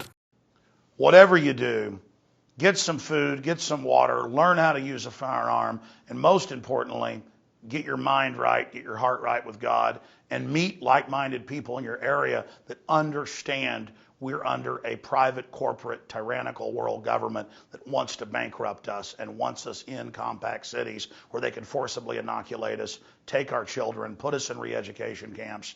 That Army manual 4 months ago got declassified where they call it re-education camps, even using the authoritarian term. First it was 1 billion bullets they bought this year, then 1.2, then 1.4, then 1.6 billion bullets. TSA checkpoints, it's all happening. It's all unfolding, and it's getting worse and worse and worse. The federal courts are ruling they can put cameras in your yard without telling you, without warrants, or police dogs can come break in your house without warrants. I mean, it's crazy. And so we need to get prepared, just like the French resistance did. We need to understand we're dealing with very, very dangerous people, and we may have to go underground if they stage a nuke or something and blame it on domestic groups and try to come arrest everybody. But by admitting how criminal the government is, we may be able to back them off. So we offensively try to wake everybody up and try to politically resist this, but we defensively also have a backup strategy plan. And that's what Strategic Relocation, 3rd edition, the book, and the new film, Strategic Relocation, are all about. Secure your copies at InfoWarsStore.com today. We now return to Strategic Relocation. In California, this is an example of how we rate each one of the threats. You go through, and they're delineated here. You have the climate. You have a synopsis of the climate. You have a synopsis of the density population and how many people per square mile average in the state. You have a cost of living index, tells you how expensive it is. California is very high. You have a private land availability discussion. So we know how much of the land is private versus federal. Most of your western states have up to 50 to 70% of the land in federal hands. We have a discussion about building codes. These are things that you get in no other analysis. No other book has ever covered this kind of detail. It's a full spectrum breakdown from every angle, no matter where you are. Let's say you got to stay there. It gives you the best areas even in that subregion. For example, building codes are very important because if you're in a very onerous area with a lot of building codes where they want to know everything about your building, it's very difficult to conceal the secret things that you're going to have because you've got to have some plumbing pipes down there in that secure room. You label it storage, and an intrusive building department starts to say, what's this plumbing for? If you're going to have a bathroom there, you've got to have windows in this area. If you don't have windows, it's not habitable, and we'll come in and inspect to make sure you don't habitate it. They don't have a code, a good code for fallout shelters, and you wouldn't want to declare them anyway. So building code section is very important. Some states actually have counties that don't require building codes. There are some in Texas, there are some in Idaho, there are some in New York that started all this building code in rural areas and rural counties. But I also point out in the building codes section of the book that you want to watch for states that have a uniform statewide building code. That means no matter how rural, the county is required to have a building code in the building department. If you don't have a statewide code, then most counties are able to say, we're not going to do that. And basically, that's Agenda 21. It's global, standardized coding, and you find out in these states that do that, it's federal, but really that's international. That's exactly right. So then we talk about food production. What's the length of the growing season? How capable are you versus altitude, soil, and other things? The health environment. We talk about pollution, the water quality. Talk about traffic. Just nobody has all of this criteria in their analysis of the competing books. What the traffic are in the key metros, because that really affects your ability to get out of Dodge when you need to. We give a political rating, how liberal, how conservative the state is. We talk about taxes. We give a synopsis. There's a whole chapter on taxes. Which are the no income tax states? What are the income tax rates? What are the overall spending of the states? Some states spend double per capita that other states do, like New Jersey is one of the worst states. And so we give a rating on taxes. We give a corruption rating. And this was very difficult to ferret out, to research. Very difficult because most corruption is concealed. But we were able to ferret out some pretty good corruption ratings for each state. We give crime ratings on the state. Personal liberty ratings, we rate it from 1 to 5. California is low. We give a gun liberty rating. California is terrible. One of the few states we gave a terrible rating to. No permit to purchase firearms. Any rifle with a magazine is banned as an assault weapon. Registration is required for all pre-banned weapons. No out-of-production guns may be brought into the state, including vintage weapons. It has a may issue, effectively a no issue concealed weapons permit from the sheriff's office, and no recognition of other state concealed weapons permits. That's the kind of detail that is really helpful in picking a state when you want to. Talk about a death trap, though. I mean, Southern California, if things unravel in any way, it is going to look like absolute hell. That's right, but I'll tell you, California is a mix in that regard. It's got some very good retreat areas if it wasn't that it's in California. It's in the socialist state of the Union. It's in the most highly regulated state of the Union. And yet it's got some beautiful areas in the Sierra Mountains and things, and we'll talk about that when I show you the map. We talk about alternative medicine. This is very important. A lot of people keep asking me and says, are you going, to tell us how to get our meds? And I said, forget your meds. Meds are not going to be had in a crisis.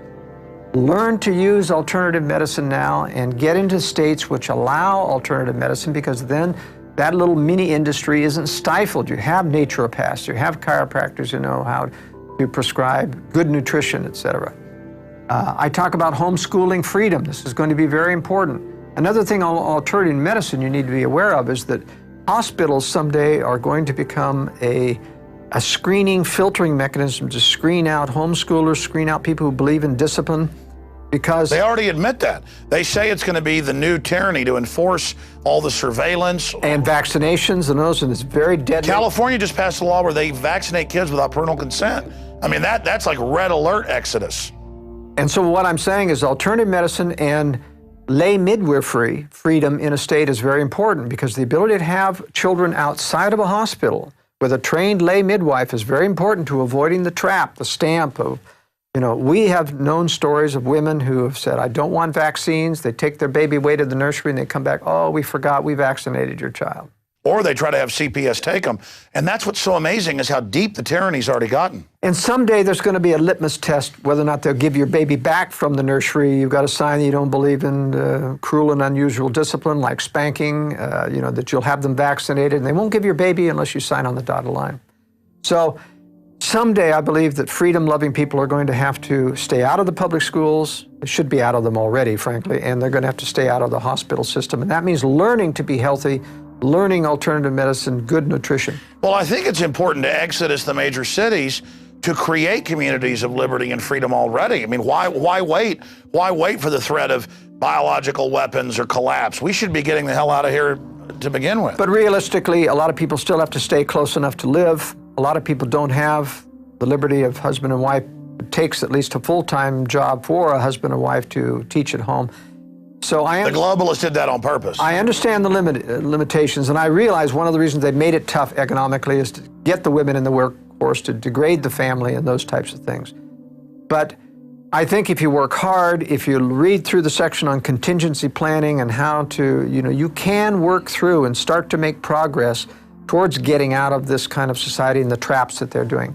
The last section of detailed knowledge in each state is the military targets. We list every military target in the states, including Naval, Army, Air Force, and we list the nuclear plants. Nuclear plants are particularly dangerous because when they do melt down, or if they get hit with a nuclear bomb or nearby and they're damaged and melt down, they are much more dangerous than a nuclear weapon in terms of the residual fallout, the long-term effects of fallout. Then in addition, after the detailed summaries from the threat section, we give specific notes, my personal experience about being in every one of these states, as well as in my blog on joelskousen.com, I've had people contribute what their experience is living in the states.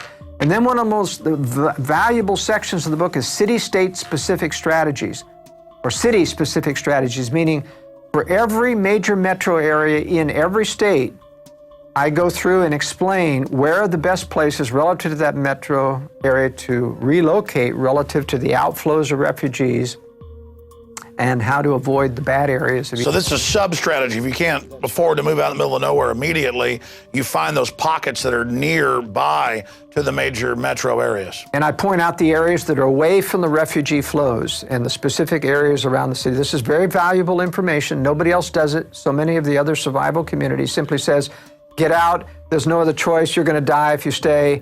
I have to be more realistic. I've lived with this. I've worked with people for 40 years, consulting and building residences. I realize that even the best intentioned person who believes like you and I sometimes can't leave, and I want to provide the information that allows them to survive. I need to be in a major city to be able to find a pool of skilled people to do what I do in the media, to be on the offense, not just on the defense, but you're on the offense while you're building the defense as well. That way you're not all offense or all defense. Exactly. Now let's go to the California map and we'll tell you what one of these beautiful graphics looks like. I show in each of these graphics the nuclear targets in the adjoining states as well as within the state itself. And I show the predominant wind direction of those particular targets. You can see that states, areas like San Diego, that's really a dead city. As beautiful as it is, that's where I was born. But with all of the military bases there, multiple targets, nuclear weapons there, that city's going to be toast. Long Beach is still a target in Los Angeles, and there's a few others. Vandenberg Air Force Base, where the missile rocket launches are. There's a few around San Francisco. And I also show in color, these are the blue military reservations within the state. We show land use planning, state and national and federal forests. Why is that important? Because when you're saying, I want to go to the mountains, you've got to realize that you're going to have to get up close to that, but you can't necessarily get in there unless you find what's called an inholder property. And the danger of inholder properties is that the environmental movement eventually wants the government to throw out everyone that's actually surrounded. They're doing that everywhere. I know people up in Minnesota, they've been there for over 100 years, their family, they're trying to take it. These are just the most, well, they're communists. That's right. So you have to be careful of that. I recommend generally that you get up along the edge of these, and there's lots of private land in these areas. California has some beautiful retreat areas, abundant water, beautiful forests. They make for good vacation retreat cabins. Their only problem is you have these high density population areas and they're all heading for the hills when something happens. So the chances of getting overwhelmed are good. Better chances of reversing that are to get on the backside of the Sierras so that people have to get over the mountains to get to you. That cleans out and reduces a lot of the people that... It's like a filter. That's right. It's like a filter. And so in terms of finding retreats in California, for example, people in San Diego need to get back up here in the foothills. There's a lot of property in these areas. Even though it looks totally green, there's a tremendous amount of private land in that area. And you get behind the mountains so that you're blast zone protected. You can survive in those areas and commute into the area. One of the interesting things that I point out in another part of my book, however, is that for people who have to live in the LA Basin, San Diego Basin, if you decide to get out, if you're reading my World Affairs Brief and you get advance warning, you get out, you have to get all the way over into Arizona in order to get up to safe areas, because there's only one road out of this, and it goes through Las Vegas, one road, also Interstate 95, which goes up there, and there's a lot of military targets. And so in order to clear into a safe area like Utah, which is a 5-star state, you've got to get clear over here past Phoenix or bypass and go up into Flagstaff and get up around the Grand Canyon, also one road.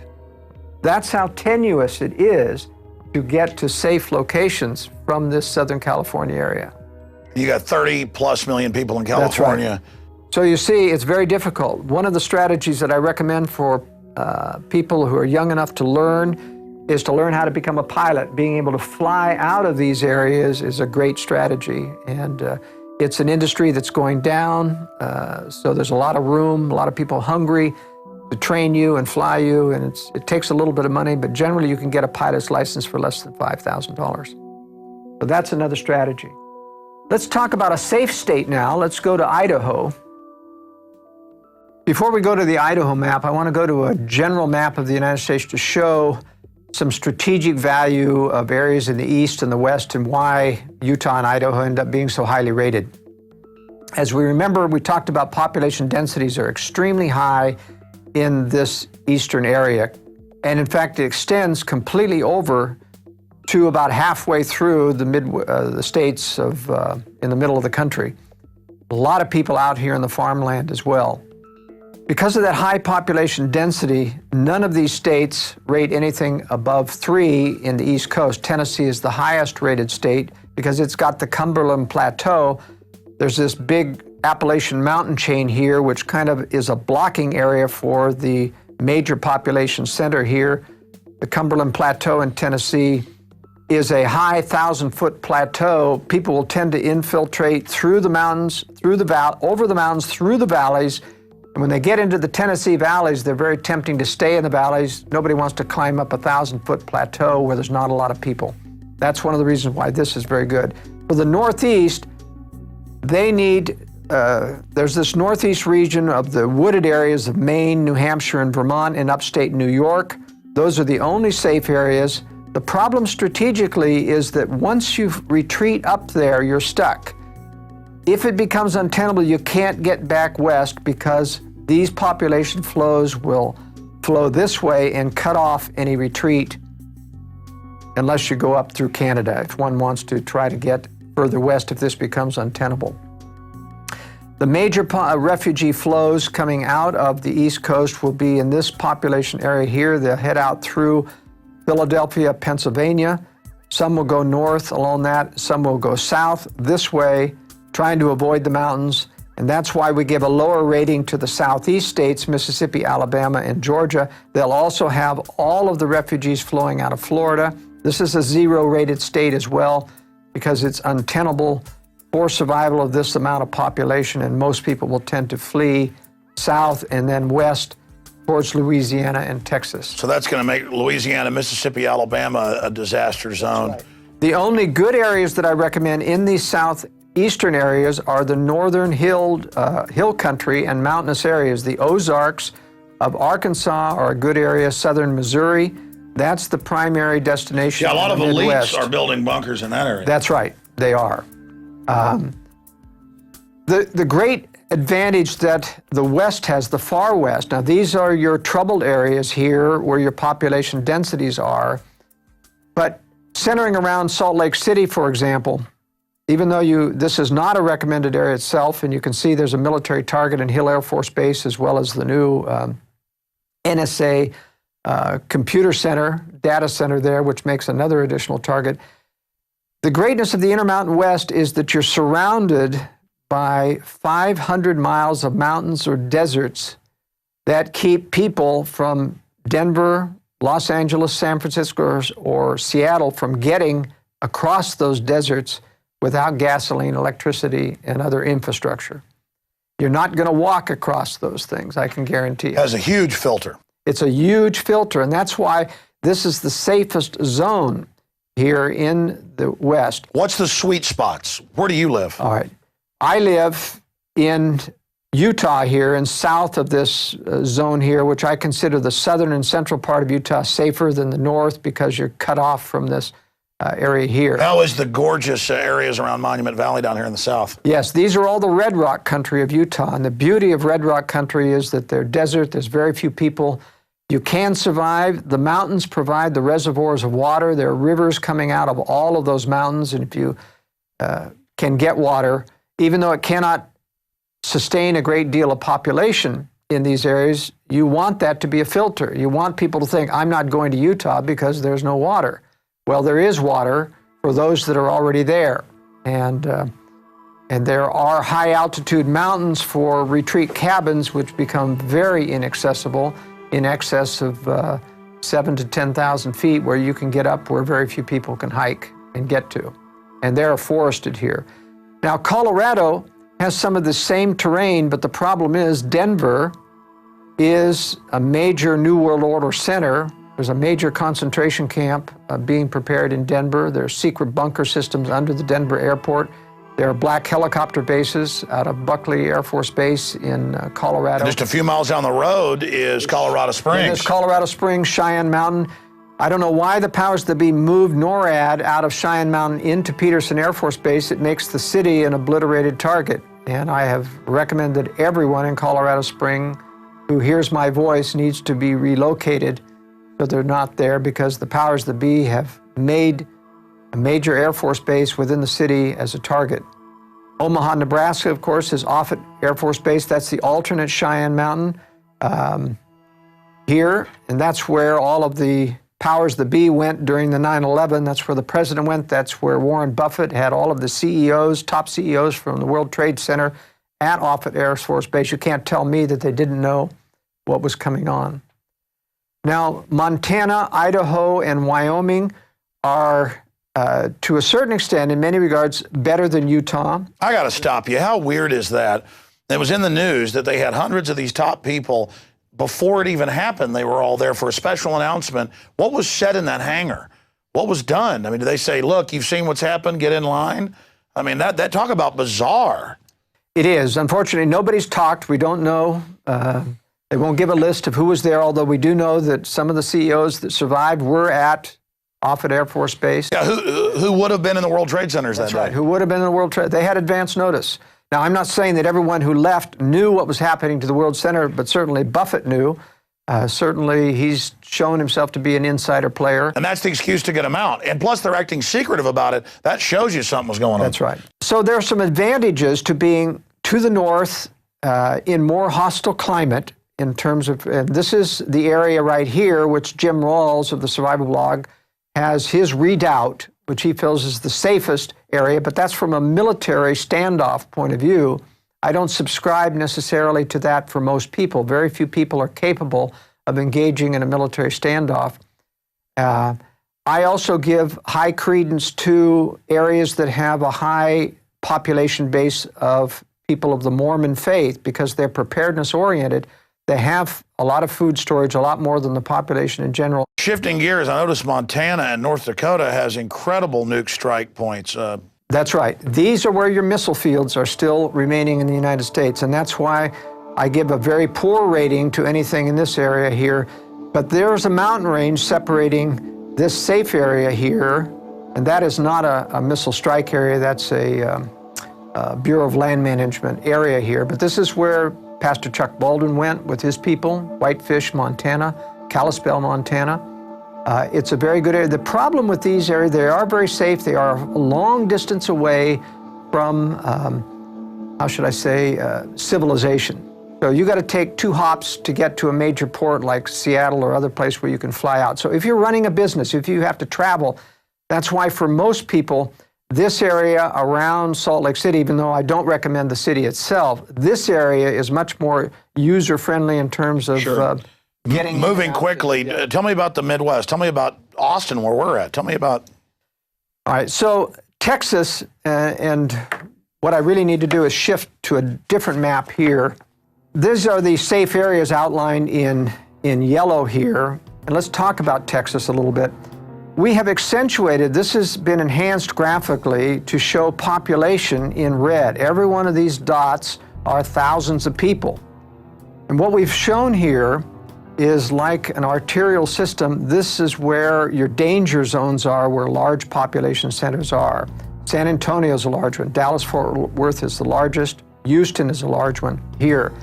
And you have to realize that those population centers, when these cities die through cutoff of supplies and infrastructure, are going to get out in the hinterland. Most people are going to try to follow roads to get to a place where they have relatives or they know other people. They're not going to make it. The freeways are going to be crowded. They're going to run out of gasoline. They're going to run out of food. And then they're going to start to go north and south of those freeways. And that's why these areas here are away from those patterns. This in the southeast Texas area, the pine forest, this is beautiful country around Palestine, Texas, etc. Yeah, we've got a ranch right there. Yeah. There's a lot of beautiful land here, but there's a lot of little towns there. In other words... Well, when hurricanes hit, they had one a few years ago, crime exploded as everybody got flushed out of Houston.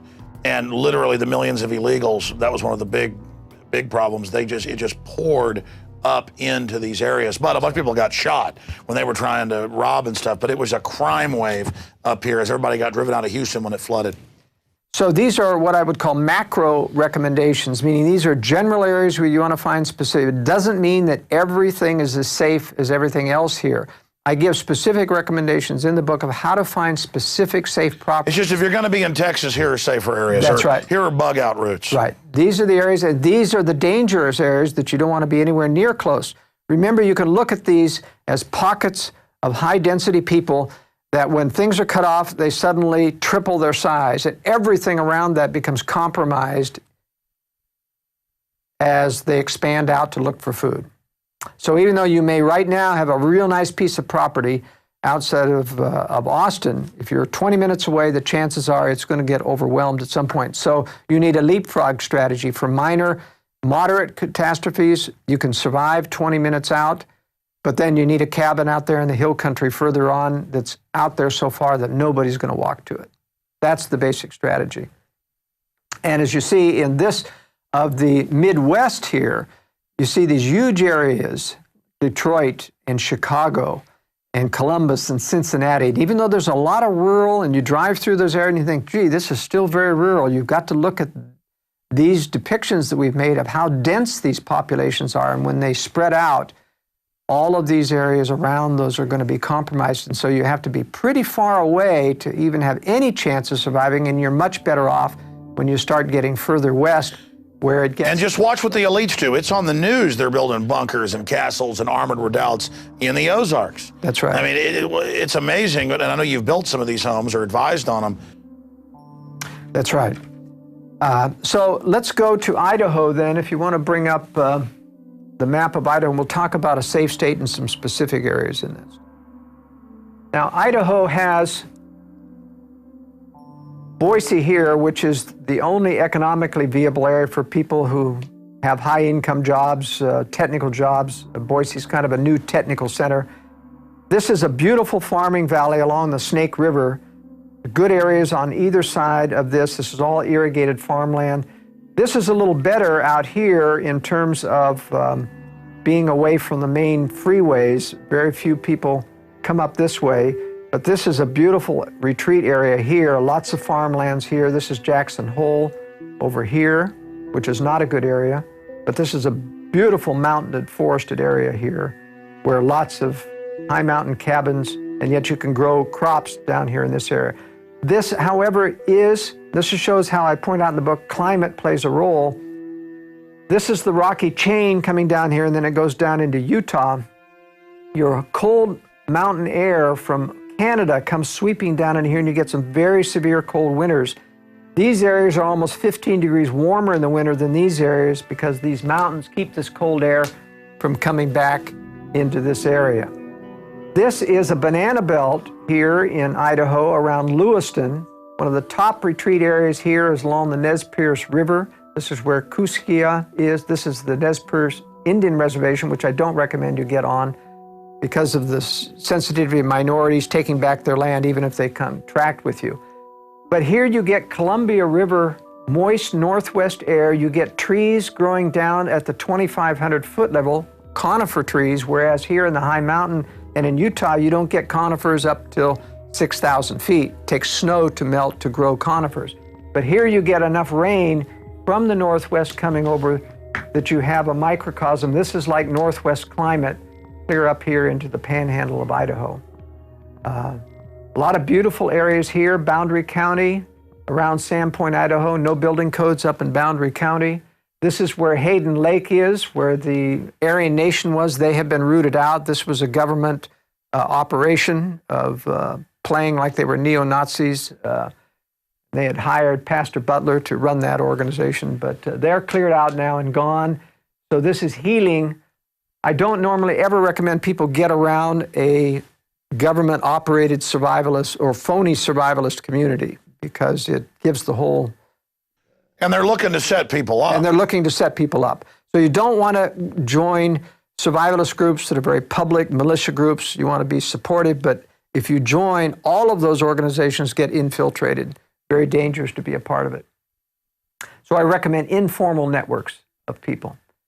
This concludes the main body of the documentary film Strategic Relocation with Joel Skousen.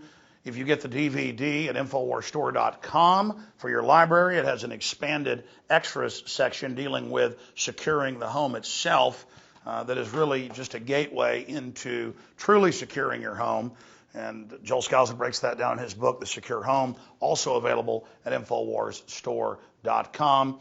And of course, of all of these materials that Joel Skousen's produced, the book itself is simply amazing, and everyone needs to have this. I know I certainly have multiple copies in my home and also in my car because it serves as an amazing roadmap in major cities for routes that the general public doesn't use in case of large traffic jams, and just dozens of other things. Water quality in the area, nuclear reactors, military base sites, where foreign nuclear attacks are targeted. Hats off to Joel Skousen and his team for putting together these books, and hats off to my team, Rob Jacobson, Darren McBreen, Rob Dew, and the rest of the InfoWars crew for putting together Strategic Relocation, the film. So again, I invite all of you to start getting prepared today. The journey of 1,000 miles starts with a single step, and things that you think are really hard to do are actually easier than you think and quite exciting. Last week on the radio, in closing, I told the story of how I would go on the hike and bike trail and hike, and I see people running on really rough trails with no shoes. And I was thinking a few weeks ago on an 8-mile hike trying to get in shape, I remember being a kid running around in the woods by my house and down the street and down gravel roads without shoes in the summer. And then I remembered how during the winter I'd have boots on or shoes, and my feet would be soft at the first of the summer, but by the end they were like shoes. I mean, God gave us great design where we have basically shoes that keep regrowing the soles. And so I went for a mile walk without shoes on a gravel gully trail, and the first few hundred yards it was torture. All of a sudden my feet went numb, and I was able to jog back the half mile back and only got a few cuts on my feet. and now I'm growing even bigger calluses. And my point is, it's like that politically or anything. You've just got to start applying pressure to the system that you know what they're doing, while at the same time getting yourself prepared and warning others. This is a life and death situation we're talking about, and that's why we put together this preparedness film. I'm Alex Jones signing off for the Infowars.com team. Please use the internet and this information while it's still here. The system is moving towards curtailing free speech, not just here, but worldwide. So let's go to the East Coast now, Alex, and explain one of the more difficult states to get out of and live in. We're going to talk about New Jersey.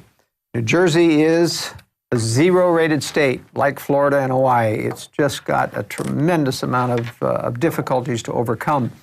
It isn't to say there aren't some nice rural farm areas in New Jersey, but New Jersey has the problem that it's backed up by all of this population center, Staten Island, Manhattan, and everybody's going out through Jersey even to get up towards New York.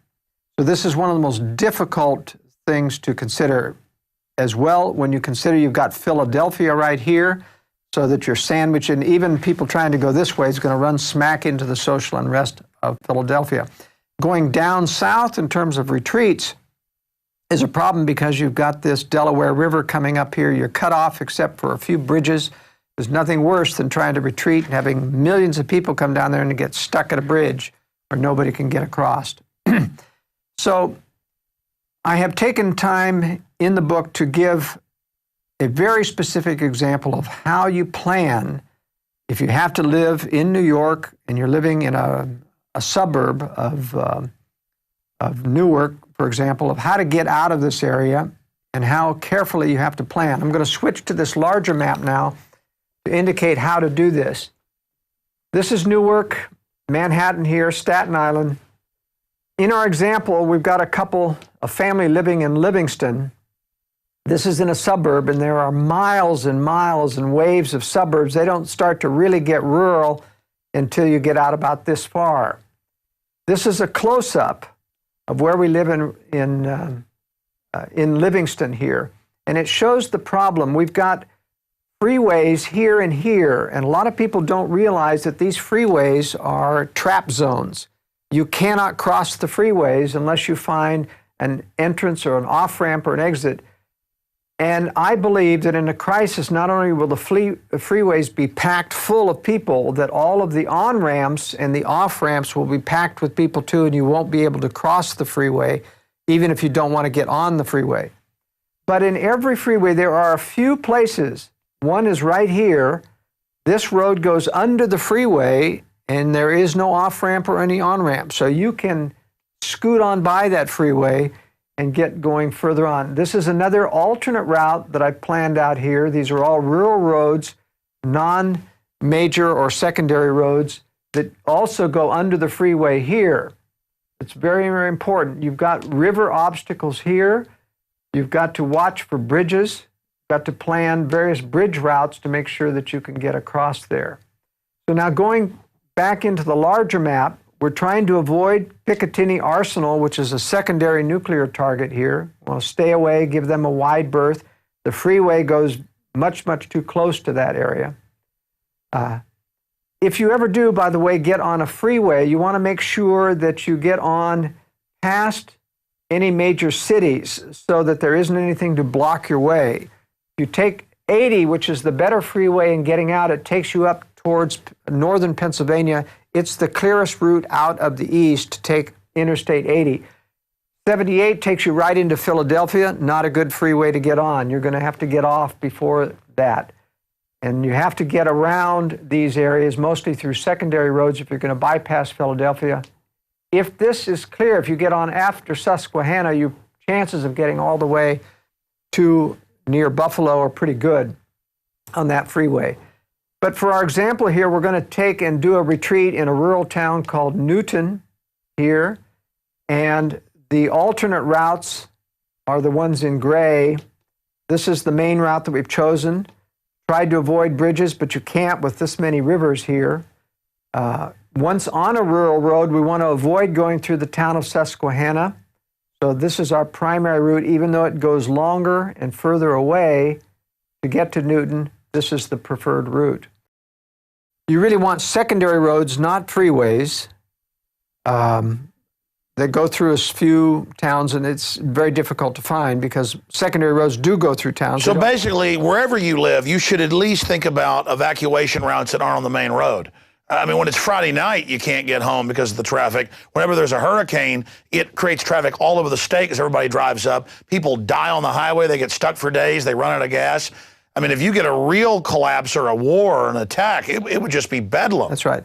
One of the interesting things to practice is during maximum traffic hour, when even the secondary roads in a town going to places are pretty full of traffic, try to map out a route where you only go on the residential streets and time yourself, and you'll find generally you'll get through faster by sticking just to the residential. And that simulates. I already do that. That simulates what you would do, is actually go down residential roads that just have houses on either side that are not a secondary road.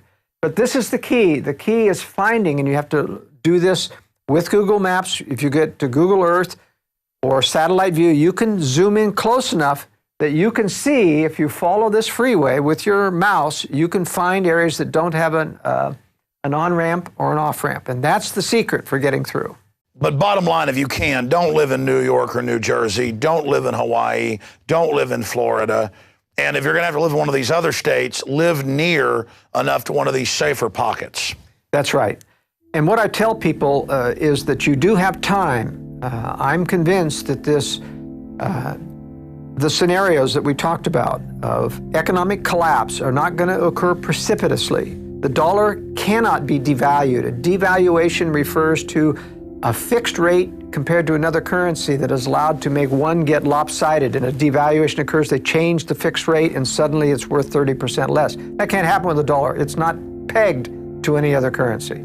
Other currencies are pegged to the dollars that have fixed rates. They can collapse. So the dollar is the world reserve currency. All they can do is slowly debase it. That's right. That's all they can do. And the base is so big that it's going to take a long while to debase $400 trillion and turn it into.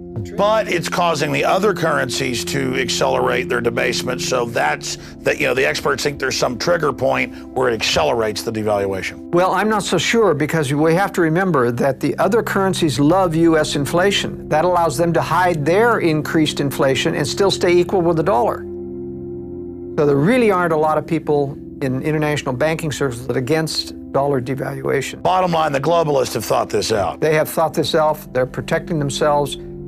It's got a long way to go. I'm predicting a downhill slide till they have an exit strategy. War will solve it all. Then they can erase it all. They can erase it all. Force majeure. We walk away blameless. But here's the question. Why are they digging in? People say, Alex, why are you concerned about this? Why are the elite digging in? Because they don't want, and they know that the world population, especially the U.S. population, will not accept boiling the frog forever. At some point they will rebel. I'll tell you, when they have to go defend a wetlands violation in The Hague and hire an international attorney, you're going to have hell to pay politically. They're going to say, get us out of that treaty, get us out. We demand to remove from the United Nations. That would start to happen if they really started. They've got us under UNESCO trying to ban people doing chores on the farm. Again, they know, I agree with you, they're accelerating their program. I agree, they want to do it long term, but it's a catch-22. Long term, yeah, they can get it done, but they don't have long term because we're checkmating them. So it's almost like the Patriot Liberty movement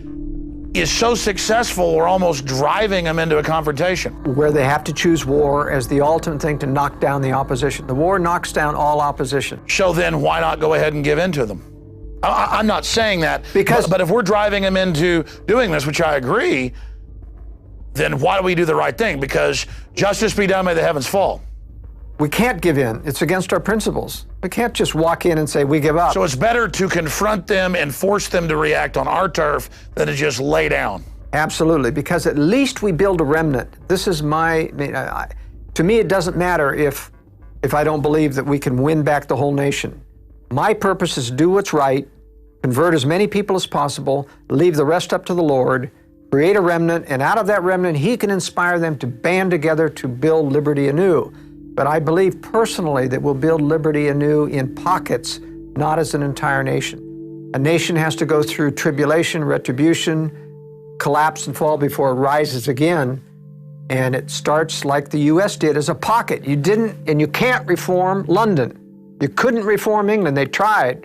for nearly 100 years. But you create the pockets on common sense and biblical principles, and then it expands again. That's right. We have no other colonies. There's no more Americas to discover, but there are out-of-the-way wilderness places. It's like rediscovering freedom, colonies of freedom. That's right. And we're going to build colonies of freedom around the world, and most of them are going to be in the United States because that's where most of the freedom, educated, loving But they'll people have are. such success that it will then become an example. Instead of America now being this model of evil, did you see where the communist Chinese used the NDAA as an excuse to pass a similar law? Yes, yes. I mean, now America's gone from the light on the hill to this dark light.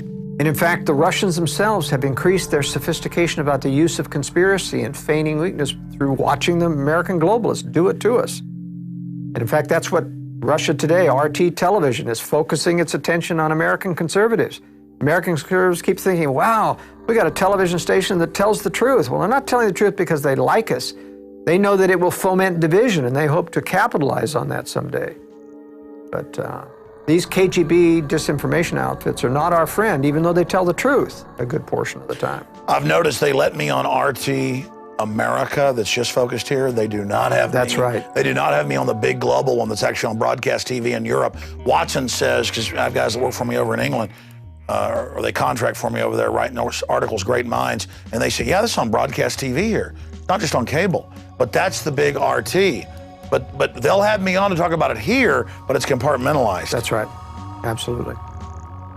So my message to your audience here today is prepare wisely in advance. I've got plenty of information about doing contingency planning, that you don't have to make the leap before you're ready, but do it wisely, prepare stages. There's dozens of strategies that people can implement successfully, evade these problems, get out of town when you need to, but they need to read the book. They do. And the book, ladies and gentlemen, is available at Infowars.com. Strategic Relocation, North American Guide to Safe Places, 3rd edition. And also when you order it at Infowars.com, you'll get other evil contraband like a pocket constitution, Infowars bumper stickers, free added to that. We also carry books on Agenda 21 and a lot more at Infowars.com. But this is invaluable. It's the best book out there, and that's why I'm promoting it. I also hope you'll get copies of this DVD presentation and give it to everyone you know, so they'll at least start the process of thinking about protecting themselves, because the government can't and won't protect you. It is up to you in the final equation. That's it for this extended breakdown. Great job, Joel Skousen of World Affairs Brief. We're going to also have some extras here on the DVD that expand on how to secure your redoubt or your bug out location, that cabin, if you're able to secure it. So that's coming up in the expanded extras. Thank you for watching.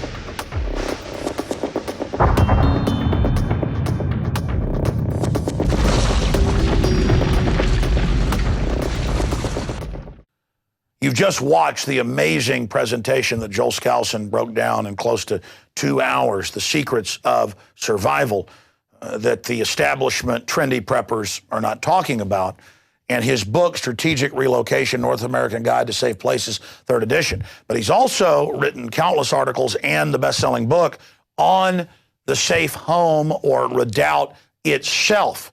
So I wanted, in the extras of this DVD, to expand into that with Joel, and also maybe get him to talk about some of his fighter pilot stories in the last 30 seconds. Joel, thanks for, again, staying extra to talk about this. I know you didn't come to talk about this today, but it's so important. Once you actually find that cabin out in the woods, and you find that location that conforms to your deep research that people couldn't learn in 50 years, what do you do? Just some basics, just the top 10 hits of what people do once they have that location. A good question, Alex. The book I've written on the subject is 700 pages, big as a telephone book, called The Secure Home. And in that, I detail all of the strategies about securing a home, from remodeling to a complete bulletproof structure. You've got the full choice. Not that I recommend that everybody has to do that. Some of these strategies are very expensive. But let's talk about the basics that everybody can do, whether they build a house or buy a cabin, how to remodel it for security. The most important thing that a person can do in the long term is to have a safe room. Every home that we design, and I've been one of the pioneers in the field ever since I put out the books, The Secure Home, it's gone through 3 editions, is to have a safe room. A safe room does many things. One, it provides a redoubt that you can get into the house. If you don't want to confront anybody coming in, you can get in. They can't get to you. You've got communications, you've got water, you've got food, you've got electricity from solar, battery banks. Everything is internalized and kept within that, so that if they would shave down the house around it, and it's still self-contained for a certain period of time. These safe rooms can be as simple as a hardened master bedroom closet system, including a master bath. And we developed a special technique called gravel wall construction. You take down the sheetrock in a house and you put up plywood instead, and you fill it with gravel, sharp-edged gravel. A 2x4 wall, under all the tests that we've done, will take any high-powered rifle except a 50 caliber Browning, and it will stop those bullets. Chew them up, multiple shots. You can't get through gravel wall. You can get through concrete, but not gravel wall. It's an amazing, cheap, and inexpensive way to secure. Because when you blast it out, more falls into place. That's right, exactly. And when it's sharp edge, you can't use pea gravel. If it's sharp edge, it kind of locks in as the bullet hits it, and you just dig through it. So it's a cheap man's way to almost have armor that grows back. That's exactly right. It really is. You can put it in ceilings. It's not that heavy that you can't secure top, bottom, ceiling, and walls. Then one of the strategies that I recommend in terms of security is stop the ease at which people can get into the home. And so that means hardening the doors, the front doors. The essential thing is to get steel jambs on the doors instead of wood. So you want a steel utility door. If you want a fancy looking door, you can overlay it with wood and make it look like an overlay door. But you want a steel door. And you can even, we've developed a principle where you can bulletproof a steel utility door. Now, there's only one manufacturer that we've been able to find that you can do this with. It's a door by Dean Steel Doors out of San Antonio, pretty close to you. They're the only doors where the steel plate on either side is interlocked physically. So if you strip out the insulation, by taking off the top one, strip out the insulation, you can fill that door with gravel, and it becomes bulletproof to every handgun known to man. Not rifle bullets, but at least it's bulletproof to handguns. Weighs heavy, use ball bearing hinges, put that in a steel jam, 14 gauge steel, and you've got yourself nearly a vault door for about 1/5 the price. That's a real hint. So once you've secured the outside of the doors, the windows become the vulnerable spot. Can't get in the doors, they go to the windows. There is window film that you can buy out of very high tensile mylar plastic that you put on with an adhesive, and it becomes like a car window, like the windshield. Tempered glass, yeah, but you break it and you can't get through it. Very, very tough stuff.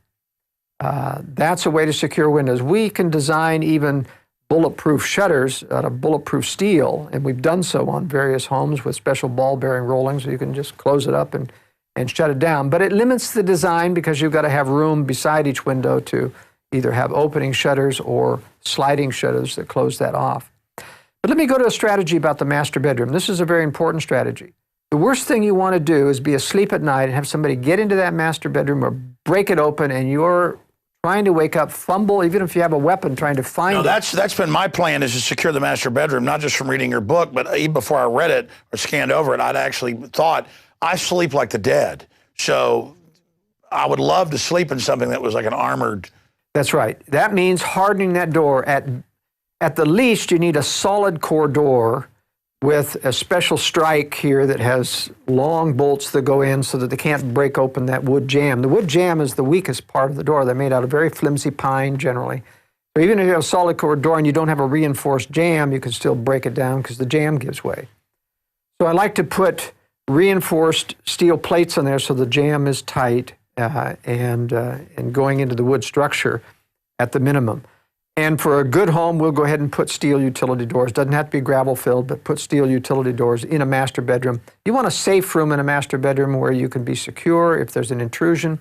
You don't want them to get through the master bedroom and surprise you, so that you've got time to get your weapon, call 911, etc.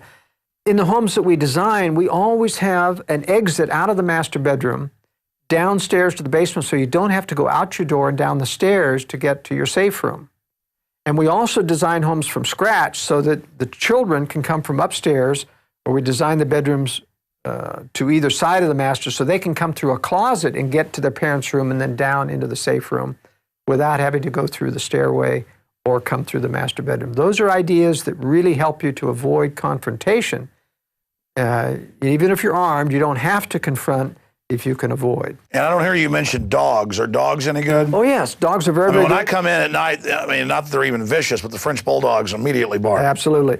Geese are even better Yeah. than dogs. Geese on the outside will make a racket and even attack people coming in. Oh, I've run into geese running into me and attacking me just in neighborhoods, walking by a pond. Very interesting thing to do. Now, I was worried the honking will wake me up, if a possum comes by at night. That's right. So there's a lot that you can do in terms of security systems as well. We've designed everything from hundreds to thousands of dollars security system where everything is integrated into an iPad or a computer screen whereby you can touch screens where you can bring up the cameras and see what's going on. You can press buttons to lock Isn't doors. that what's important is just basic stuff like motion sensing lights around your fence perimeter? The basics are good. Motion sensing lights are very important. They're going to have false alarms, but at least it doesn't wake you up with a screaming siren, etc. The nice thing I like is to have, and a lot of cheap cameras on the market now. You don't have to have the real there are sophisticated cameras. There are not only tilt, pan, and zoom cameras, but there's automatic tracking software now that actually measure all the pixels, and when it sees something moving, changing the pixels, it picks it up, starts to track it, and the camera alerts you with a button. You can pick it up on screen. This is really good stuff. But even the cheaper stuff, like an Elk security system, has iPad or iPhone apps that you can download for very inexpensively that remotely, over the internet, over your phone, you can bring up your cameras, you can look at what's going on in your house. Very, very inexpensive. Well, I've got that just so that when I'm out of town, I can see what's going on. Yeah. So this stuff is available. That's fun when you're in New York or something doing work. You can just dial in and see what's going on at my house. It really is. Now, one of the problems with retreat cabins is the safety and the security. You don't want to have to retreat to a cabin and find out that it's been broken into 6 months ago and all your stuff is gone. So we implement quite a few strategies to harden cabins. One of the interesting things, if you do an A-frame or some type of cabin where you reduce the window side, you can actually use a winch, electric winch, and tilt up the decks that you have on an A-frame and close in so that nobody can get to your window walls or your doors. Makes a very inexpensive way to close up a cabin. Window security, of course, is your weak spot in cabin. It is worth it, even if you don't use expensive tempered steel or bulletproof steel, to actually just use quarter-inch steel plates that you can either close up, lock on the inside, to deter people from breaking into a cabin. Sure. Well, statistics, as you know, show they go after an easy target. That's right. They look for the easy target. What about stuff like this always-at-home TV stuff, where it looks like a TV's always on? Do things like that do anything? They do, but if you're a lone cabin in the woods, they're going to be suspicious of that, and they can easily determine that it's just a TV on or the radio. It helps. If you're in a neighborhood, those things really help because they said, no, let's go to next door. It's very easy to pick another target. I've also heard people are coming out with systems like when somebody does break in, there's an automatic thing that announces on a speaker the police have been called. Does that do anything? Yeah, that's effective. But generally, if they're out in the boonies, they know, hey, they're a half an hour away. They just leisurely go through and clean you out anyway. It's okay if you're in a subdivision where the police could be very, very nearby, but it doesn't work in a cabin. What does work is high decibel sound. You can actually drive somebody, break their eardrums with some of this high decibel deterrent. So put those giant sirens or bullhorns up in the attic, and it's like, meh, They can't get to it. It makes it very, but their sound's loud enough they'll make them nauseous.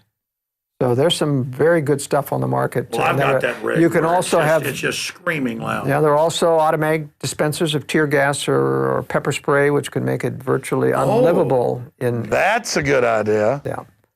So the problem is, though, you get home later and hit the button right, and like that's hitting you. Well, you have to be careful, and you have to clean up after some of those things. Otherwise, you're always getting pepper spray in your eyes. But ultimately, what I recommend is when you have concealed safe rooms, even if the cabin gets breaking, before you leave, you can put everything of value into that safe room, lock it up, conceal it, and nobody can find it. And we've got some real interesting concealment techniques about just people don't even think that that's how you'd get into something. I don't want you to give away the magician's secret, but I mean, what's some of the older stuff you don't do anymore? Well, we use all the good ideas. I mean, besides the science of developing secret latches and things, which is really an art, so that people don't know what kind of latching mechanism to get out, even if they see that. Well, what about out by, if somebody has a pool, out by the pool compressor equipment, just having something that looks like, a box or something with water hoses in it, and it pops up, and that's a... Yeah, oftentimes we'll use a phony air conditioning compressor unit that tilts, and it's an entrance or an exit.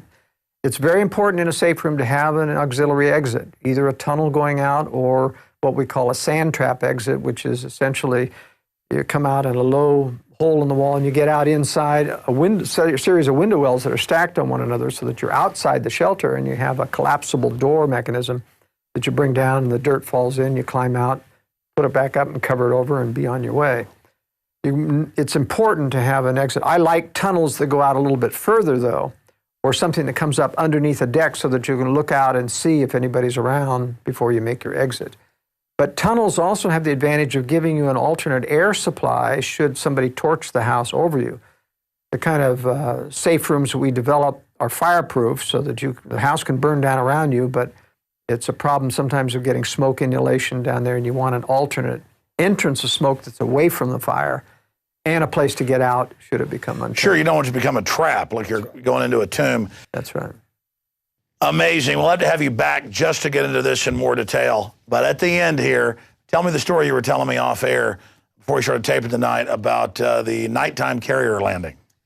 Well, carrier aviation is the toughest kind of aviation there is, and it can be darn right harrowing because you're rocketing towards a ship, and in heavy weather, that tail of the ship is going up and down 20 or 30 feet, and you've got a range of about 10 to 15 feet to grab a wire. And so when that tail, usually they cancel operations, but sometimes storms come up and they have to land people anyway, or what they call bingo them to land.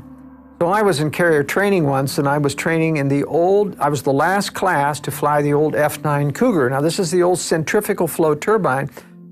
All the new modern jets have fast spooling axial turbines, very narrow jet engines. Push the throttle, zoom, they're just up to speed immediately. The old centrifugal, 3 feet around, big disc that's compressing air like a big fan turbine. And you throw that throttle to the firewall and you can count 10 before it spools up fully. So these airplanes were notorious for what they would call hanging up. You'd push the throttle forward and turbine wouldn't do anything, and it might catch eventually. But when you're doing a carrier landing, you see you're watching this, what they call the meatball, this little light that turns red when you get low, and it's green when you're right on, and it turns yellow when you're high. So here I was doing my carrier qualifications in this F9 Cougar, coming in on the 10th pass, after doing some very, very good passes. And all of a sudden, I'm starting to go a little bit low, started to see the ball head down in between the green and the red, and I started to add power, nothing, add a little power. LSO is sitting there, he's got a radio and he's watching your airplane. Power, he says, power. Put on some power, he was really yelling at me because I was going low. And finally, it responded, but I was below the carrier deck at that time. And it finally responded, and I popped up over it. I couldn't land, of course, because it was a botched approach. Flew out over the carrier. I didn't realize that when you're looking at death in the eye and you're wondering what's going to happen, because I could eject. Even though I could eject, I was worried about where would I put this airplane? How many people would I kill? Because here you have all these Navy corpsmen there, or Navy people, deckhands, out there, don't realize you're going to crash into them, and you're seconds away from ejecting and letting that airplane go into the ship. So when I got down afterwards, and of course, when I overflew the ship, the LSO said, "What happened, Scows?" And I said, "I had a hung engine." Finally took off, and so he had me come around and land again and get out of the airplane. They parked it, and I had to ride the ship home. So when I was on the ship, I got to see the cameras of what the crew is. And in the ready room, you know, we have what's called vulture's row. Everybody's sitting around watching how people are doing on their landings and laughing about people making mistakes. And so I'd done very well up to that point. So I was coming around for this 10th try, and they see me coming down, and everybody was yelling, "Power, Scows and power." And then they see me disappear. You can't see me on the camera. It's gone. The airplane's gone. They thought it was all over. And all of a sudden, you see this airplane climb up over the edge of the ship into the camera's view and go off, and everybody cheers, you know. And I thought, man, that was really close. But that's good, because I guarantee you the globalists, they would just be ejecting. They would have just chickened out and never even pulled it up, or wouldn't have been thinking about who they were going to kill. I'll guarantee you that. Well, anyway, naval aviation's fun. It's sometimes very hair-raising. Soon it'll all just be drones. That's right. That's a whole other danger point with the globalists. They're going to be in control of everything. And there's no pilot up there to get nervous feelings about attacking civilians. It's all done by drones. No conscience anymore. No conscience anymore. They really want a technocratic system. Yeah. We better beat them soon. Joel, thank you so much. Pleasure, Alex. Great job, folks. The book is Strategic Relocation, North American Guide to Safe Places. This is a well-worn copy here with the notes all over it. Get yours at Infowars.com and start thinking about being prepared. You know the parable of the grasshopper and the ant. The ants, they store the food. The grasshoppers don't. They die in the winter. So we hope this winter doesn't come, this long, dark winter, but it looks like it is coming. Get prepared today. I'm Alex Jones signing off for Infowars.com.